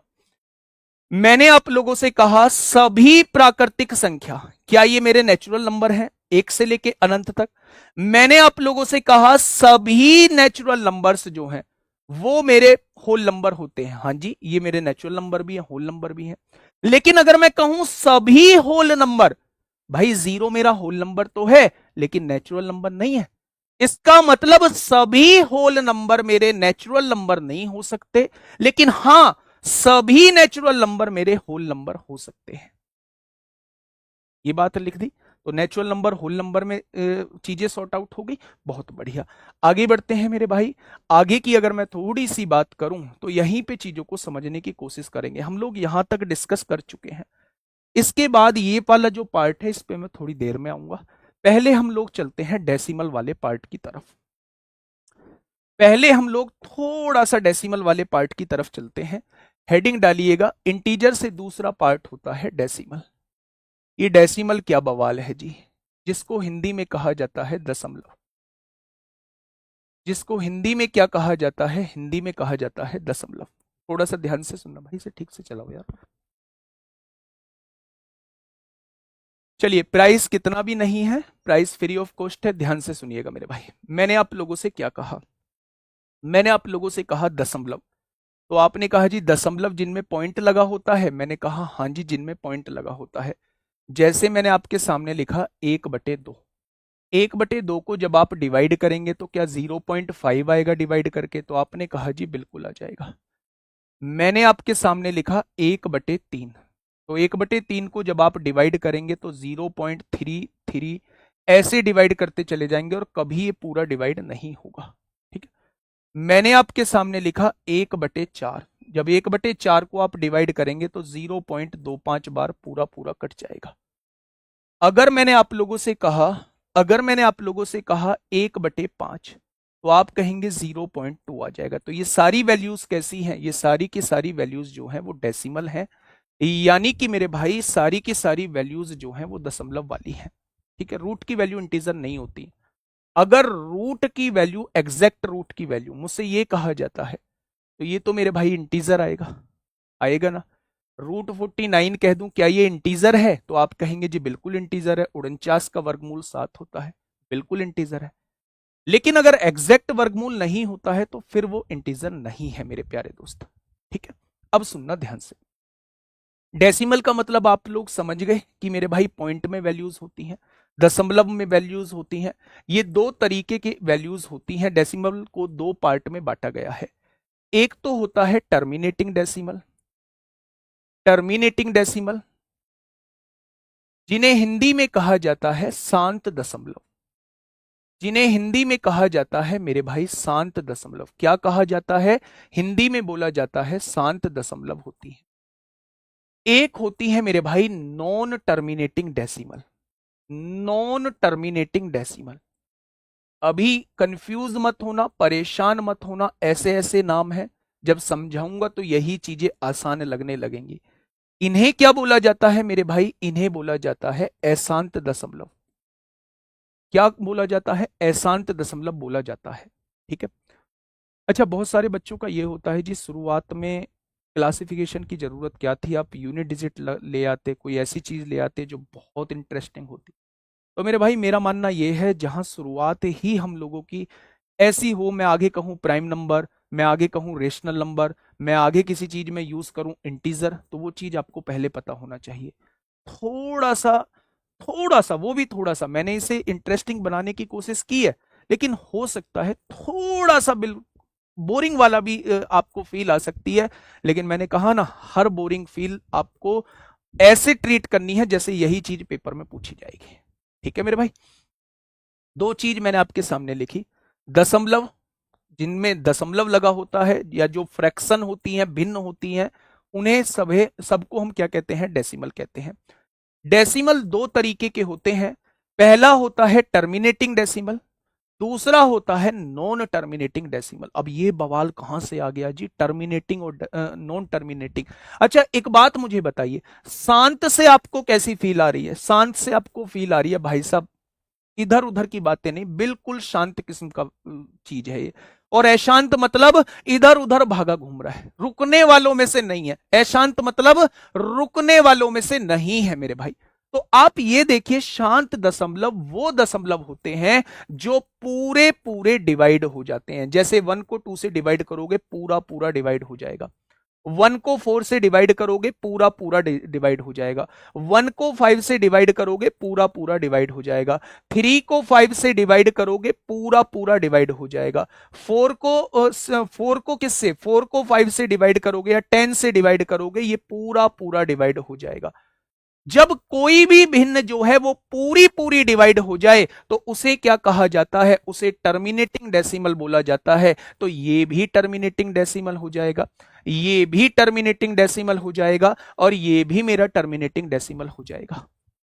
ये कैसा था जी, पूरा पूरा डिवाइड हो रहा है, टर्मिनेटिंग है। टर्मिनेट मतलब खत्म हो जाना। कहते नहीं, आप मेट्रो पे आपने सुना होगा कि ये आखिरी स्टेशन है, टर्मिनेट, यहां मेट्रो टर्मिनेट हो जाएगी, यहां खत्म हो जाएंगी चीजें। तो मेरे भाई टर्मिनेट मतलब खत्म हो जाना, पूरा पूरा डिवाइड हो जाना। तो मेरे दोस्त आपने कहा ये भी टर्मिनेटिंग है, तो टर्मिनेटिंग में तो आपको दिक्कत नहीं आई होगी। जब मैं बात करता हूं नॉन टर्मिनेटिंग डेसिमल की बात करता हूं, तो नॉन टर्मिनेटिंग डेसिमल में भी आपको नजर आता होगा भाई साहब जो खत्म ही नहीं होता। लेकिन जैसे ही मन में ये बात आएगी कि जो खत्म ही नहीं होता, जैसे कि ये बात आएगी जो खत्म ही नहीं होता, तो दो क्वेश्चन आपके मन में उठने चाहिए। वो खत्म ना होने वाली चीजें कुछ इस तरीके की हो सकती है मेरे भाई, डिवाइड करके। एक तो वो जो रिपीट होती रहती है, एक तो वो जो रिपीट होती रहती हैं, इस तरीके से मेरे भाई आती हैं, इस तरीके से आती हैं। एक वो जो रिपीट ही नहीं होती, 1 4 3 7 9 8 1 5 7, रिपीट ही नहीं होती, कुछ इस तरीके की आती है। भाई जो खत्म हो चुका है वो टर्मिनेटिंग डेसिमल है, जो खत्म नहीं हुआ है वो नॉन टर्मिनेटिंग डेसिमल है। लेकिन खत्म जो नहीं हुआ है उसमें भी दो केस बन सकते हैं। क्या, एक तो वो जिसमें अंक रिपीट हो रहे हैं, 31 बार बार रिपीट हो रहा है, और एक वो जिसमें रिपीट ही नहीं हो रही है चीजें। तो क्या ये दोनों केस बन सकते हैं? यानी कि मेरे भाई नॉन टर्मिनेटिंग का मतलब है कभी ना खत्म होने वाली भिन्न को ही हम क्या कहते हैं, कभी ना खत्म होने वाली भिन्न को ही हम नॉन टर्मिनेटिंग डेसिमल कहते हैं। बहुत बढ़िया जी। अब इसमें जो रिपीट हो रहे हैं इन्हें कहा जाता है रिकरिंग डेसिमल। क्या कहा जाता है? इन्हीं को रिकरिंग डेसिमल बोला जाता है, इन्हें ही आवर्त दशमलव बोला जाता है, और इन पर ही मेरे भाई क्वेश्चन बन रहे होते हैं, इन पर ही हम लोग क्वेश्चन बना रहे होते हैं। इसको लिखने का तरीका कैसे होता है? इसको लिखने का तरीका होता है, आपने कहा 31 बार बार रिपीट हो रहा है, तो जो चीज बार बार रिपीट हो रही है उसके ऊपर बार लगा दो, उसके ऊपर बार लगा दो। 31 बार बार रिपीट हो रहा था तो 31 के ऊपर बार लगा दिया। इस बार का मतलब है भाई साहब ये कभी ना खत्म होने वाली भिन्न है, और 31 जो है वो बार बार रिपीट हो रहा है। जो चीज बार बार रिपीट होती है उसे क्या कहा जाता है? आवर्त दशमलव बोला जाता है, उसे रिकरिंग डेसिमल बोला जाता है। जो चीज रिपीट नहीं होती उसे नॉन रिकरिंग डेसिमल बोला जाता है, उसे नॉन रिकरिंग डेसिमल बोला जाता है, अनावृत डेसिमल, अनावृत दशमलव बोला जाता है। क्या बोला जाता है? अनावृत दशमलव बोला जाता है। बताइए इसमें कोई दिक्कत है? अनावृत दशमलव बोला जाता है, क्या इस चीज में कोई दिक्कत है मेरे दोस्त? तो आप कहेंगे जी बिल्कुल दिक्कत नहीं है। अब आप कहेंगे जी इस आवर्त दशमलव का मतलब क्या है? बाद की बात है यार, आज तो हम क्लासिफिकेशन पढ़ रहे हैं। ठीक है मेरे भाई, तो सबसे पहले हमने डेसिमल पढ़ा। डेसिमल क्या होता है? डेसिमल बच्चे जो पॉइंटों के रूप में लिखे होते हैं वो सारे डेसिमल कहलाते हैं। डेसिमल भी दो पार्ट में हमने कैटेगराइज किया। पहला पार्ट टर्मिनेटिंग डेसिमल था, जो पूरा पूरा डिवाइड हो जाता है वो टर्मिनेटिंग डेसिमल होता है। जो पूरा पूरा डिवाइड नहीं होता, कभी ना खत्म होने वाली भिन्न को हम नॉन टर्मिनेटिंग डेसिमल कहते हैं। नॉन टर्मिनेटिंग डेसिमल भी दो तरीके के होते हैं मेरे भाई। एक तो वो जिसमें रिपीट हो रही होती हैं चीजें, उन्हें रिकरिंग या आवर्त दशमलव बोला जाता है। और जिसमें रिपीट नहीं हो रही होती हैं, ऐसा नहीं है कोई एक अंक रिपीट हो गया, नहीं, एक संख्या बार बार रिपीट होनी चाहिए, उसे जो है वो रिकरिंग डेसिमल बोला जाएगा। और अगर कोई संख्या बार बार रिपीट नहीं हो रही है तो उसे क्या बोला जाएगा? नॉन रिकरिंग डेसिमल बोला जाएगा। क्या ये बात क्लियर हुई आप लोगों को? बहुत बढ़िया, बहुत शानदार। हाँ हाँ, स्पेलिंग बिल्कुल ठीक लिखा है, नॉन रिकरिंग डेसिमल लिखा हुआ है, कोई दिक्कत नहीं है। क्या यहां तक चीजें क्लियर हुई? तो आपने कहा जी चीजें क्लियर हो गई। प्यारे दोस्त, यहां एक चीज और सुन के चलना, जितने भी टर्मिनेटिंग डेसिमल होती हैं जो पूरी पूरी डिवाइड हो जाती हैं, वो सारी की सारी रेशनल नंबर होती हैं, वो सारी की सारी परिमेय संख्या होती है।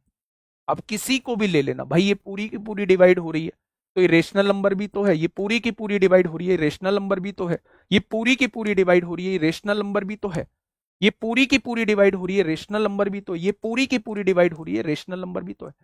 लेकिन जब पूरी की पूरी डिवाइड नहीं होती तो इसमें जो रिपीट हो रहे होते हैं ये तो रेशनल नंबर होते हैं, ये तो रेशनल नंबर होते हैं, क्योंकि इनको सॉल्व करने का तरीका मैं बताऊंगा नीचे 9 लिखने का।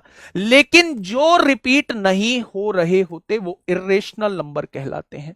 वो क्या कहलाते हैं? इर्रेशनल नंबर कहलाते हैं, इर्रेशनल नंबर कहलाते हैं मेरे भाई। क्या ये चीज समझ में आई? एक बार बोर्ड पे निगाह मारो, इतना सब कुछ समझ में आ गया जो मैंने बोर्ड पे लिखा है? इतना सब कुछ समझ में आ गया जो मैंने बोर्ड पे लिखा है? एक बार तेजी से 5 सेकंड में चीजें, हाँ 10:30 बजे इंग्लिश है, 10:30 ही छोड़ूंगा मेरे भाई। एक बार मुझे बताइए क्या यहां तक चीजें समझ में आ गई सारी कुछ? तो आप कहेंगे जी सारा कुछ समझ में आ चुका है। थम्स अप कर दिया करो यार, थोड़ा सा अच्छा लगता है जब आप थम्स अप करते हो, थोड़ा सा कॉन्फिडेंस भी आता है कि हाँ बहुत अच्छी चीजें हम लेके चल रहे हैं, बहुत सही दिशा में चल रहे हैं। मेरे भाई जब मैं क्वेश्चन कराऊंगा ना तो आप जरा सा भी टाइम नहीं लोगे, आधा पौन घंटे में 30-35 क्वेश्चन कर जाओगे अगर आपको थ्योरी पार्ट क्लियर है। ठीक है, बहुत बढ़िया। इसको कैसे सॉल्व करें? ये भाई साहब डेसिमल का पार्ट है, इसके बटे में 99 लगा देंगे, 99 लगा देंगे। क्यों लगा देंगे वो बाद में पढ़ेंगे, अभी नहीं। ठीक है जी, ये बात समझ में आई? बहुत बढ़िया, बहुत शानदार। अब थोड़ा सा यहां आइए मेरे भाई, हम लोग क्या पढ़ चुके हैं? टर्मिनेटिंग भी पढ़ चुके हैं, नॉन टर्मिनेटिंग भी। नॉन टर्मिनेटिंग रिकरिंग हो सकती है, नॉन रिकरिंग ये हम लोग पढ़ चुके हैं। नेचुरल नंबर्स हम लोग पढ़ चुके हैं, 1 से लेके इन्फिनिटी तक होते हैं। अगर नेचुरल नंबर्स में 0 को और ऐड कर दें तो वो होल नंबर बन जाते हैं। अब आगे हम लोगों को ये चारों चीज पढ़नी है, जिन्हें prime number, composite number, even number और ओड नंबर, इन्हें बिल्कुल सेपरेट मैं आपको पढ़ाने की कोशिश करता हूं, फिर थ्योरी पार्ट जो है वो हम लोगों का क्लियर हो जाएगा। ठीक है, ये बोर्ड पीडीएफ भी आप लोगों को मेरे प्यारे दोस्त मिल जाएगी, बोर्ड पीडीएफ भी आप लोगों को मिल जाएगी और क्लास नोट्स भी आप लोगों को मिल जाएंगे। ठीक है, हेडिंग डालिएगा। सबसे पहला, ओड नंबर और इवन नंबर क्या होते हैं? इवन नंबर क्या होते हैं, यानी सम संख्या क्या होती है? आप बचपन से पढ़ते आए हैं, 6th 7th क्लास से आप लोग सम संख्या के बारे में जानते होंगे। ओड नंबर्स क्या होते हैं? ओड नंबर्स क्या होते हैं? फटाफट से इन्हें पढ़ लीजिए, फिर एक बड़ा टॉपिक हम लोग डिस्कस करेंगे जिसका नाम होगा प्राइम नंबर, जिसका नाम होगा प्राइम नंबर, यानी कि अभाज्य संख्याओं के बारे में हम लोग बात कर रहे होंगे। विषम संख्या मेरे भाई, बताइए फटाफट बताइए मेरे भाई, इवन नंबर्स क्या होते हैं? ये तो पढ़ रखा है आपने। इवन नंबर्स क्या होते हैं? सम संख्याएं क्या होती हैं? सम संख्याएं वो सारी संख्याएं होती हैं जो 2 से डिवाइड हो जाती हैं, डिवाइडेड बाई 2।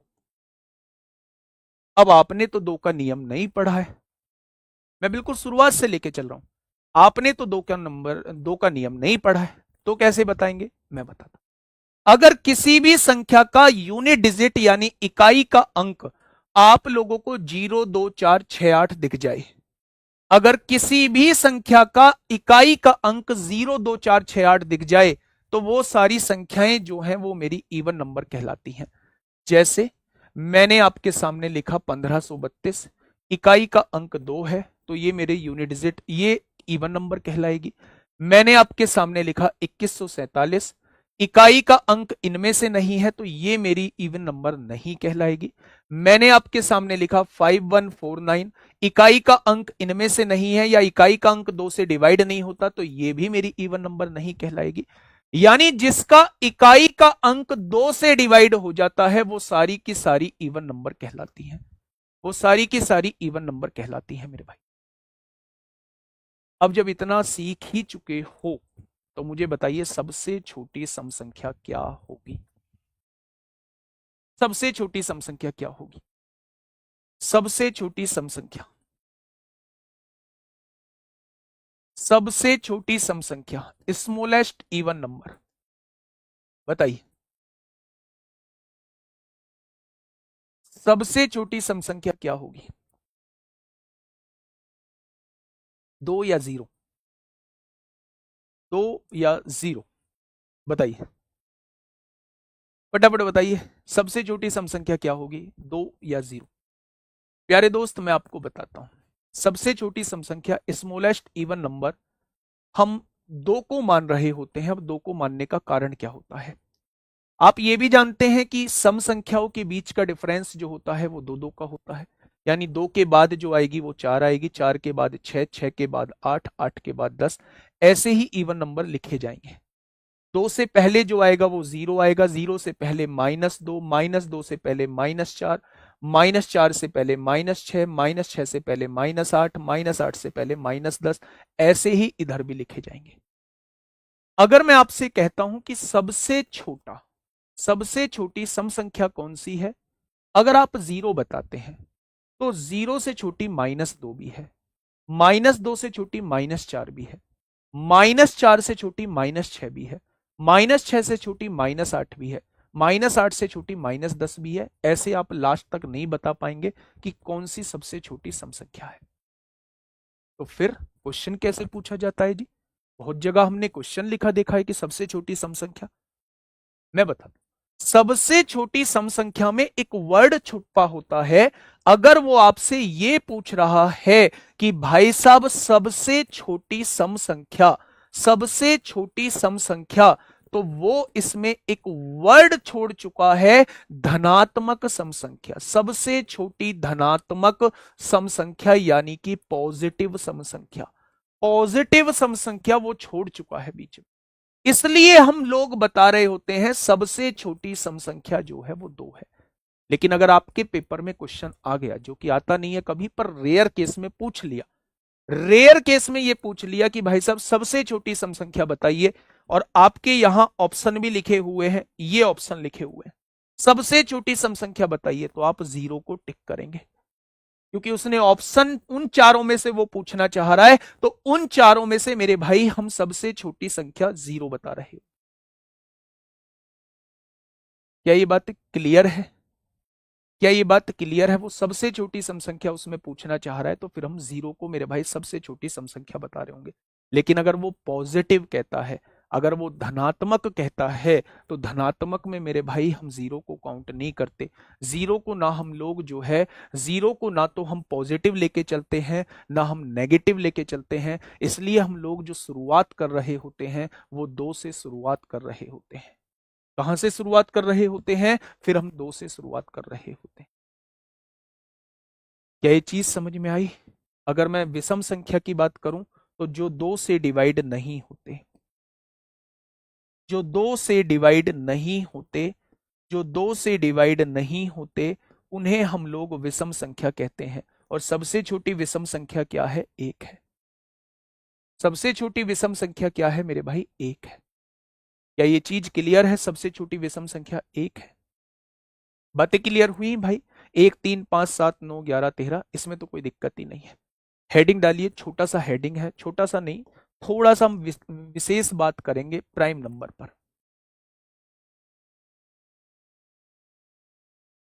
प्राइम नंबर पे हम लोग बात करेंगे, यानी कि अभाज्य संख्याओं पे हम लोग बात करेंगे।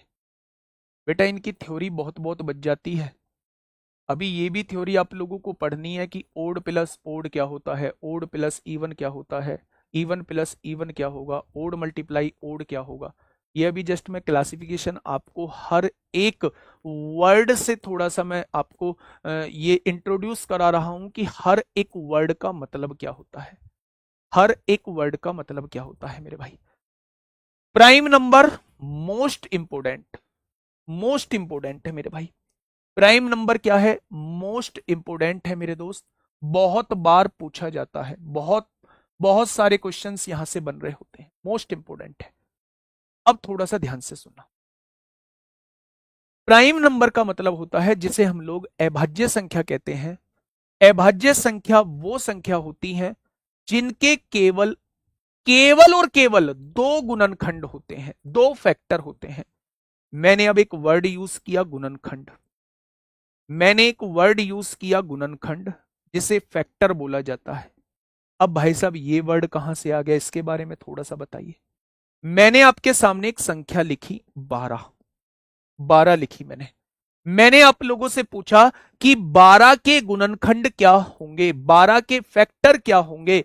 तो 12 के फैक्टर का मतलब है वो सारी संख्याएं जो 12 को पूर्णता विभाजित करती हैं, पूरा पूरा विभाजित करती हैं। तो 12 को डिवाइड करने वाली, 12 को डिवाइड करने वाली संख्या 1 होगी, 2 होगी, 3 होगी, 4 होगी, 6 होगी, और क्या हो जाएगी मेरे दोस्त, खुद 12 हो जाएगी। क्या यही संख्याएं 12 को डिवाइड करती हैं?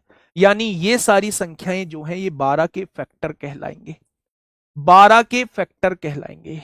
तो बात समझ में आई? अब मैंने आप लोगों से कहा कि प्राइम नंबर वो होते हैं जिनके केवल दो फैक्टर होते हैं, दो फैक्टर, केवल और केवल दो फैक्टर। यानी केवल उस संख्या को दो ही वैल्यू डिवाइड करेंगे। जी हां, एक तो एक से वो संख्या डिवाइड होगी, एक खुद अपने आप से वो संख्या डिवाइड होगी। सर 1 नेचुरल नंबर है? हाँ है भाई, है नेचुरल नंबर, 1 होल नंबर नहीं है लेकिन 1 नेचुरल नंबर। मेरी बात समझ में आई? अभाज्य संख्या वो संख्या होती है जिनके केवल और केवल, केवल और केवल दो गुणनखंड होंगे, यानी दो फैक्टर होंगे। केवल और केवल दो गुणनखंड होंगे, दो गुणनखंड होंगे मेरे भाई, only and only two factor. ठीक है, फैक्टर होंगे। तो वो सारी संख्याएं जो हैं वो प्राइम नंबर कहलाती हैं। एक तो एक से वो संख्या कट रही होती है, और एक वो खुद से, एक और स्वयं वो संख्या जिसके बारे में हम बात कर रहे हैं, एक और स्वयं वो खुद संख्या जिसके बारे में हम लोग बात कर रहे हैं। जैसे मैंने आपसे पूछा, मेरा भाई साहब ये 3 क्या है, ये 3 क्या है, 3 के बारे में थोड़ा सा बताइए। तो आप कहेंगे जी 3 किससे कटता है? मैंने कहा 1 से। 3 एक खुद से कटता है। क्या कोई और भी संख्या है जो 3 को काट दे? आप कहेंगे नहीं। जो संख्या केवल 1 से और अपने आप से कटती है तो क्या वो अभाज्य संख्या कहलाती है? तो आप कहेंगे ये मेरा प्राइम नंबर है, ये मेरा प्राइम नंबर है। मैंने कहा भाई 2 क्या है, 2 के बारे में थोड़ा सा बताइए।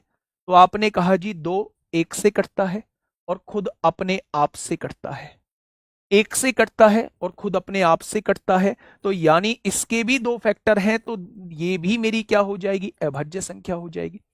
अगर मैं आपसे पूछूं भाई साहब ये 1 क्या है, 1 के बारे में थोड़ा सा मुझे बता दीजिए, 1 के बारे में। 1 क्या है भाई साहब? हाँ जी, 1 क्या है बताइए। 1 क्या है? 1, 1 प्राइम नंबर है क्या? क्या 1 के दो फैक्टर आ रहे हैं? क्या दो संख्याएं 1 को डिवाइड करती हैं? आप कहेंगे ना जी ना, 1 को तो केवल 1 ही तो डिवाइड करता है, कहां से इसके दो फैक्टर हो गए? जब 1 के दो फैक्टर है ही नहीं तो हम कैसे कह सकते हैं कि ये प्राइम नंबर है? कैसे कह सकते हैं कि ये प्राइम नंबर है? इसका तो केवल एक ही फैक्टर है ना, 1। तो हम कैसे कह सकते हैं कि ये प्राइम नंबर है? इसलिए कहा जाता है सबसे छोटा प्राइम नंबर जो होता है वो 2 होता है। सबसे छोटा, प्यारे दोस्त यहां लिख लीजिए, सबसे छोटा प्राइम नंबर यानी सबसे छोटा, सबसे छोटी अभाज्य संख्या, स्मॉलेस्ट प्राइम नंबर क्या होगा? तो आप कहेंगे स्मॉलेस्ट प्राइम नंबर 2 होगा। और 2 का एक और फैक्ट आपको पता होना चाहिए, 2 ही एकमात्र ऐसा प्राइम नंबर है जो सम संख्या है, जो सम संख्या है, यानी कि जो इवन नंबर है। वरना सारे के सारे प्राइम नंबर जो होते हैं वो ओड होते हैं। मेरी बात समझ में आई? ये पॉइंट जो मैंने लिखे हैं आपके सामने, क्या ये चीजें क्लियर है? मैंने आप लोगों से कहा सबसे छोटा प्राइम नंबर 2 है। आप पूछते 1 क्यों नहीं है? मैंने उससे आपसे पूछा कि 1 क्यों नहीं है, क्योंकि इसके दो फैक्टर नहीं है, दो फैक्टर नहीं है, इसलिए ये मेरा प्राइम नंबर नहीं है। तो मेरे दोस्त मुझे ये बताइए, अगर सबसे छोटी अभाज्य संख्या 2 है, और एक और फैक्ट आपको पता होना चाहिए कि 2 ही एकमात्र जो है, 2 ही एकमात्र ऐसी अभाज्य संख्या है जो सम संख्या भी है, यानी जो मेरा इवन नंबर भी है। वरना कोई भी इवन नंबर ले लो आप, 2 के बाद 3 आएगा, 3 के बाद 5 आएगा, 5 के बाद 7 आएगा, 7 के बाद 11 आएगा, 11 के बाद 13 आएगा, 13 के बाद 17 आएगा। ये सारी की सारी अभाज्य संख्या विषम संख्या होंगी। ठीक है भाई साहब, तो स्मॉलेस्ट प्राइम नंबर 2 है और 2 ही एकमात्र मेरी इवन संख्या भी है।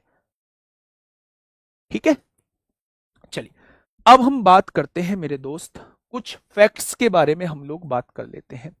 अगर कभी भी आपसे पूछी जाए, कभी भी आपसे पूछी जाए मेरे भाई, सबसे छोटी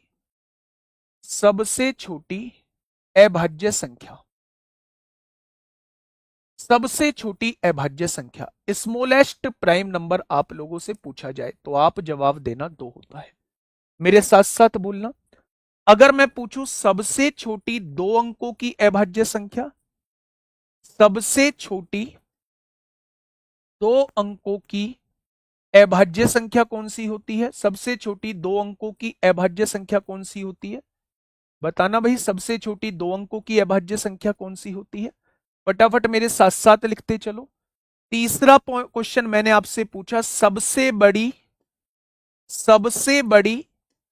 2 अंकों की अभाज्य संख्या कौन सी होती है? 2 अंकों की अभाज्य संख्या कौन सी होती है? सबसे बड़ी 2 अंकों की अभाज्य संख्या कौन सी होती है? चौथा क्वेश्चन मैंने आपसे पूछा, सबसे छोटी 3 अंकों की अभाज्य संख्या कौन सी होती है? 3 अंकों की अभाज्य संख्या कौन सी होती है? अभाज्य संख्या कौन सी होती है? सबसे बड़ी 3 अंकों की अभाज्य संख्या कौन सी होती है? 3 अंकों की अभाज्य संख्या कौन सी होती है मेरे भाई?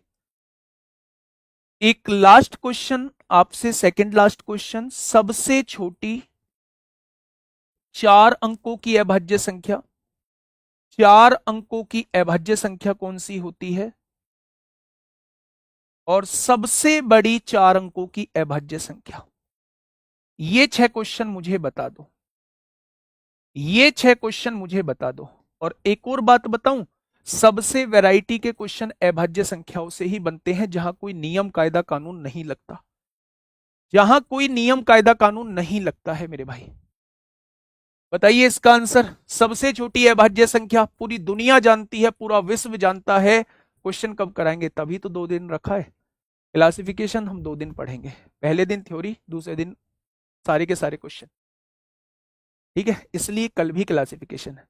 थंबनेल पे आपको क्लासिफिकेशन ही डला दिखाई देगा। 2 क्लास में हम क्लासिफिकेशन खत्म करेंगे। क्वेश्चन वैरायटी के क्वेश्चन आपको मिलेंगे, हर एक टॉपिक थ्योरी क्लियर हो जाएगी। अगर थ्योरी आपने ध्यान से करी है तो क्वेश्चन में ज्यादा टाइम नहीं लगेगा मेरे भाई। ठीक है, मैंने पूछा सबसे छोटी अभाज्य संख्या क्या है, तो आपने कहा 2। सबसे छोटी 2 अंकों की, तो 2 अंकों की संख्या भैया 11 से शुरू होती है। अगर मैं पूछूं सबसे बड़ी 2 अंकों की, तो आप कहेंगे 97 होती है। होती है क्या 97? अगर मैं पूछूं सबसे छोटी 3 अंकों की संख्या, 101 होती है। होती है। पहचान कैसे करते हैं, वो डिविजिबिलिटी के रूल के बाद हम पढ़ेंगे कि पहचान कैसे करते हैं। भाई 4 ऑप्शन दे दिए और हम लोगों से पूछ लिया भाई बताओ कौन सी अभाज्य संख्या नहीं है, तो वहां में निकालना भी तो आना चाहिए। तो कैसे हम लोग पहचान करते हैं वो हम लोग डिविजिबिलिटी रूल के बाद पढ़ेंगे, क्योंकि उसमें कौन सा कॉन्सेप्ट लग रहा होगा, डिविजिबिलिटी रूल का कॉन्सेप्ट प्यारे दोस्त हम लोगों का लग रहा होगा। ठीक है, मैंने पूछा सबसे बड़ी 3 अंकों की अभाज्य संख्या, तो आप कहेंगे 997 होती है। 997 होती है। लेकिन भाई साहब ये ना आपने बहुत कम पढ़े हैं। कुछ बच्चे 1001 आंसर दे रहे हैं। 1001 बच्चे नंबर सिस्टम के अंदर ही पढ़ोगे, 7 11 13 से डिवाइड होता है। 1001 7 11 13 का एलसीएम होता है, 7 11 13 से डिवाइड होता है। अब आप पूछोगे जी 1003 बच्चे कुछ कह रहे हैं 17 से डिवाइड करना 1003 को। 17 पंजे 85, 15 बचेगा, 17 निम्मा 153, 17 से डिवाइड होता है 1003। बोलो कौन सी होगी? 1007। 1007 को भी आप लोग किससे, 19 पंजे 95, 19 तिया 57, 19 से डिवाइड हो जाएगा 1007। बोलो। चलो आज के बाद याद रखना, जब भी सबसे छोटी 4 अंकों की संख्या आपसे पूछी जाती है तो आप कहना 1009। सबसे छोटी 4 अंकों की संख्या जो होती है वो 1009 होती है। सबसे बड़ी 4 अंकों की संख्या जो होती है वो होती है 9973 होती है। ये कुछ फैक्ट्स मैंने आपके सामने लिखे हैं, ये कुछ फैक्ट्स आपके सामने लिखे हैं, इन्हें आप एक तरफ लिख लीजिए मेरे प्यारे दोस्त। ठीक है, अब इसके बाद मैं एक छोटा सा पॉइंट इसी प्राइम नंबर के अंदर डिस्कस करूंगा मेरे भाई आप लोगों से। वो छोटा सा पॉइंट क्या है? वो छोटा सा पॉइंट है मेरे भाई 1 से लेके 100 तक की अभाज्य संख्या। 1 से लेके 100 तक अभाज्य संख्या कितनी होती है? 1 से लेके 100 तक, 1 से लेके 100 तक प्राइम नंबर कितने होते हैं? 1 से लेके 100 तक प्राइम नंबर कितने होते हैं, ये आप लोगों को देखना है। यहां से बहुत क्वेश्चन पूछे जाते हैं। आप छुटकू मुटकू कोई भी पेपर उठा लो, वहां इससे क्वेश्चंस बहुत पूछे जाते हैं। ये आपके टिप्सों पे होने चाहिए। अगर 1 से लेके 100 तक कभी प्राइम नंबर पूछा जाता है तो आप कहेंगे 25 होते हैं। 1 से लेके 100 तक प्राइम नंबर जो होते हैं वो 25 होते हैं। क्या कोई मुझे 1 से लेके 200 तक बता पाएगा? 1 से लेके 200 तक बता पाएगा कितने होते हैं? एक पेपर में पूछ लिया था 1 से लेके 200 तक अभाज्य संख्या कितनी होती है। 1 से लेके 200 तक अभाज्य संख्या एक पेपर में पूछ लिया था, जस्ट इसलिए मैं आप लोगों से पूछना चाह रहा हूं। बहुत बढ़िया, 46 होती हैं, 46 होती हैं। 25 यहां हो गई, बची कितनी? 21। तो 100 से लेके 200 तक 21 होती हैं। भाई 25 तो 1 से 100 तक हो चुकी हैं। अगर कभी पूछ लिया जाए 100 से 200 तक कितनी होती है तो आप कहेंगे 21 होती है। 1 से लेके 200 तक कितनी होती है तो आप कहेंगे 46 होती है। एक आपको होमवर्क में मुझे बताना है 1 से लेके 1000 तक, 1 से लेके 1000 तक, 1 से लेके 1000 तक अभाज्य संख्या कितनी होती है? निकालना मत, गूगल कर लेना, गूगल कर लेना, लेकिन आपके नोट्स में लिखा होना चाहिए। 1 से लेकर अभाज्य संख्याएं 1000 तक अभाज्य संख्याएं कितनी होती हैं, ये आपको मुझे कमेंट बॉक्स में बताना है और अपने नोट्स में साथ के साथ मेरे प्यारे दोस्त लिख लेना है। अगर मैं प्यारे दोस्त बात करता हूं 1 से लेकर 100 तक की जो अभाज्य संख्याएं मैंने लिखी हैं 25, क्या आपको वो याद है कौन कौन सी अभाज्य संख्याएं होती हैं? बिल्कुल ठीक है, 168 होती हैं। ये जो होती हैं ये 168 होती हैं। HW का तो काम ही खत्म कर दिया आपने। 168 होती है मेरे भाई। क्या अगर मैं आप लोगों से ये पूछूं जो 1 से लेके 100 तक अभाज्य संख्याएं होती हैं, 1 से लेके 100 तक मेरे प्राइम नंबर होते हैं, वो आपको याद है क्या? क्या उनकी ट्रिक याद है क्या? तो एक बात ध्यान से सुनिएगा, मेरे साथ लिखिएगा। 2, 3, 5, 7, 11, 13, 17, 19, 23, 29, यहां क्या आएगा? 31, 37, 41, 43, 47, फिर क्या आएगा मेरे भाई? 53, 59। अगर आगे अगर मैं देखूं 60 वाली लाइन में देखूं तो 61 होती है, 67 होती है, 70 वाली लाइन में 71 होगा, 73 होगा और 79 यानी 79 होगा, 80 वाली लाइन में 83 होगा, 89 होगा और 90 वाली लाइन में केवल एक 97 होगा। क्या इनसे अलग कुछ है आपके दिलो दिमाग में? 1 2 3 4 5 6 7 8 9 10 11 12 13 14 15 16 17 18 19 20 21 22 23 24 25 हो गए क्या? अच्छा एक बात मुझे बताइए, एक छोटी सी बात मुझे समझाइए। अगर मुझे एक कोड याद रखना हो, भाई 0 से लेके 10 तक कितनी है? 101 गलत है, 101 किससे कटती है? 101 बताओ, 101 किससे कटती है? जल्दी से बताइए, 101 किससे कटती है? गलत वाला बच्चा बताएगा कि 101 किससे कटती है, सोच के बताना थोड़ा सा। अगर इसका कोड देखें तो 1 से लेके 10 तक 1 2 3 4 टोटल 4 है, 1 2 3 4 टोटल 4 है, यहां 2 है, यहां भी 2 है, यहां 3 है, यहां 2 है, यहां भी 2 है, यहां 3 है, यहां 2 है, यहां 1 है। प्यारे दोस्त, जब भी 1 से लेके 100 तक का जिक्र किया जाए तो 44 22 32 23 21 आप लोग याद रखेंगे। अगर ये चीज आप लोगों को याद है तो आप चुटकियों में बता देंगे, किसी से किसी के बीच में पूछा जाता है तो। कोड कौन सा है? 44, 22, 32, 23, 21 याद रखेंगे। यानी 1 से लेके 10 तक 4 है, 10 से लेके 20 तक 4 है, 20 से लेके 30 तक 2 है, 30 से लेके 40 तक 2 है, 40 से लेके 50 तक, 87 बेटा 3 से कटती है, 40 से लेके 50 तक 3 है, 50 से लेके 60 तक 2 है, 60 से 70 2 है, 70 से 80 3 है, 80 से 90 2 है, 90 से 100 1 है। 44, 22, 32, 23, 21। बताइए और कोई दिमाग में आ रही हो? 87 दिमाग में आ रही होगी, 87 3 से कटती है, 29 से कटती है। ठीक है भाई, ये चीज समझ में आ गई क्या? तो आप लोग ये फैक्ट्स जो है वो आप प्राइम नंबर से रिलेटेड याद रखिएगा। ये फैक्ट्स जो है वो आप लोग 1 से 100 तक के याद रखिएगा। ट्विन प्राइम पे अभी थोड़ा सा आऊंगा, थोड़ा सा वेट कर लो यार, इतने एडवांस क्यों हो? ठीक है मेरे भाई, कल का जो टॉपिक हम लोगों का रहने वाला है, कल का जो टॉपिक हम लोगों का रहने वाला है, एक तो को प्राइम नंबर से हम लोग शुरुआत करेंगे। को प्राइम नंबर को समझेंगे और एक ट्विन प्राइम नंबर को समझेंगे, ट्विन प्राइम नंबर को समझेंगे और थोड़ा सा प्राइम नंबर के बारे में और पढ़ेंगे। को प्राइम नंबर यानी सहभाज्य संख्या। आप कमेंट बॉक्स में मुझे बताएंगे, कमेंट बॉक्स में मुझे बताएंगे सहभाज्य संख्याएं क्या होती हैं, सहभाज्य संख्याएं क्या होती हैं। आज के लिए क्लास यहीं खत्म हम लोग करते हैं। मेरे दोस्त कमेंट बॉक्स में जरूर बताना कैसी लगी ये क्लास। कमेंट बॉक्स में ये भी बताना कौन 8 महीने तक इस तरीके से पढ़ने वाला है।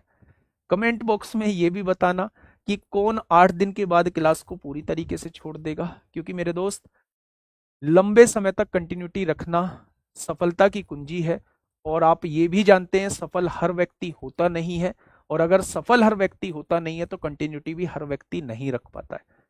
तो आज तो ये शुरुआत की क्लास थी, आज के लाइव से मुझे कोई मतलब नहीं था, ये तो आना ही था मेरे भाई। इस लाइव को मेंटेन आप कब तक रखते हो, कब तक चीजों से जुड़े रहते हो, वो आप पर डिपेंड करता है, और वही आपका सिलेक्शन भी निर्धारित करेगा। वही आपका मैथ सीखोगे या नहीं वो भी आपका वही निर्धारित करेगा। मैं फिर से कह देता हूं, अगर आप लोग कहीं पढ़ रहे हैं और बहुत बढ़िया तरीके से चीजें चल रही हैं और कुछ भी यहाँ डिफरेंट नहीं लगा है, तो मेरे दोस्त फिर आप लोग अपना टाइम वेस्ट मत करिएगा, लगातार वहीं पढ़ते रहिएगा, है ना। ये बैच जो चलाया है ये टाइम वेस्टिंग के लिए नहीं है, ये आपका फ्यूचर बनाने के लिए बैच चलाया है। और 8 महीने बाद आप महसूस करेंगे, आप ही नहीं बहुत सारे लोग महसूस करेंगे कि फ्री ऑफ कॉस्ट चलने वाला कोई बैच ऐसा भी हो सकता है जिसने सबसे ज्यादा सिलेक्शन दिए हो, हर तरीके के एग्जाम में सबसे ज्यादा सिलेक्शन दिए हुआ। ठीक है, कैसी लगी क्लास जरूर बताइएगा। कोई इन बहुत अच्छा सजेशन आपकी तरफ से आता है तो वो जरूर मान्य होगा, तो सजेशन भी दीजिएगा। मिलते हैं कल ठीक 9 बजे एक बेहतरीन क्लास के साथ। अब मेरे बाद जो है वो विपिन भाटी सर की क्लास है आप लोगों की इंग्लिश वोकैब की, तो जरूर जुड़िएगा। ओके, टाटा बाय बाय, धन्यवाद।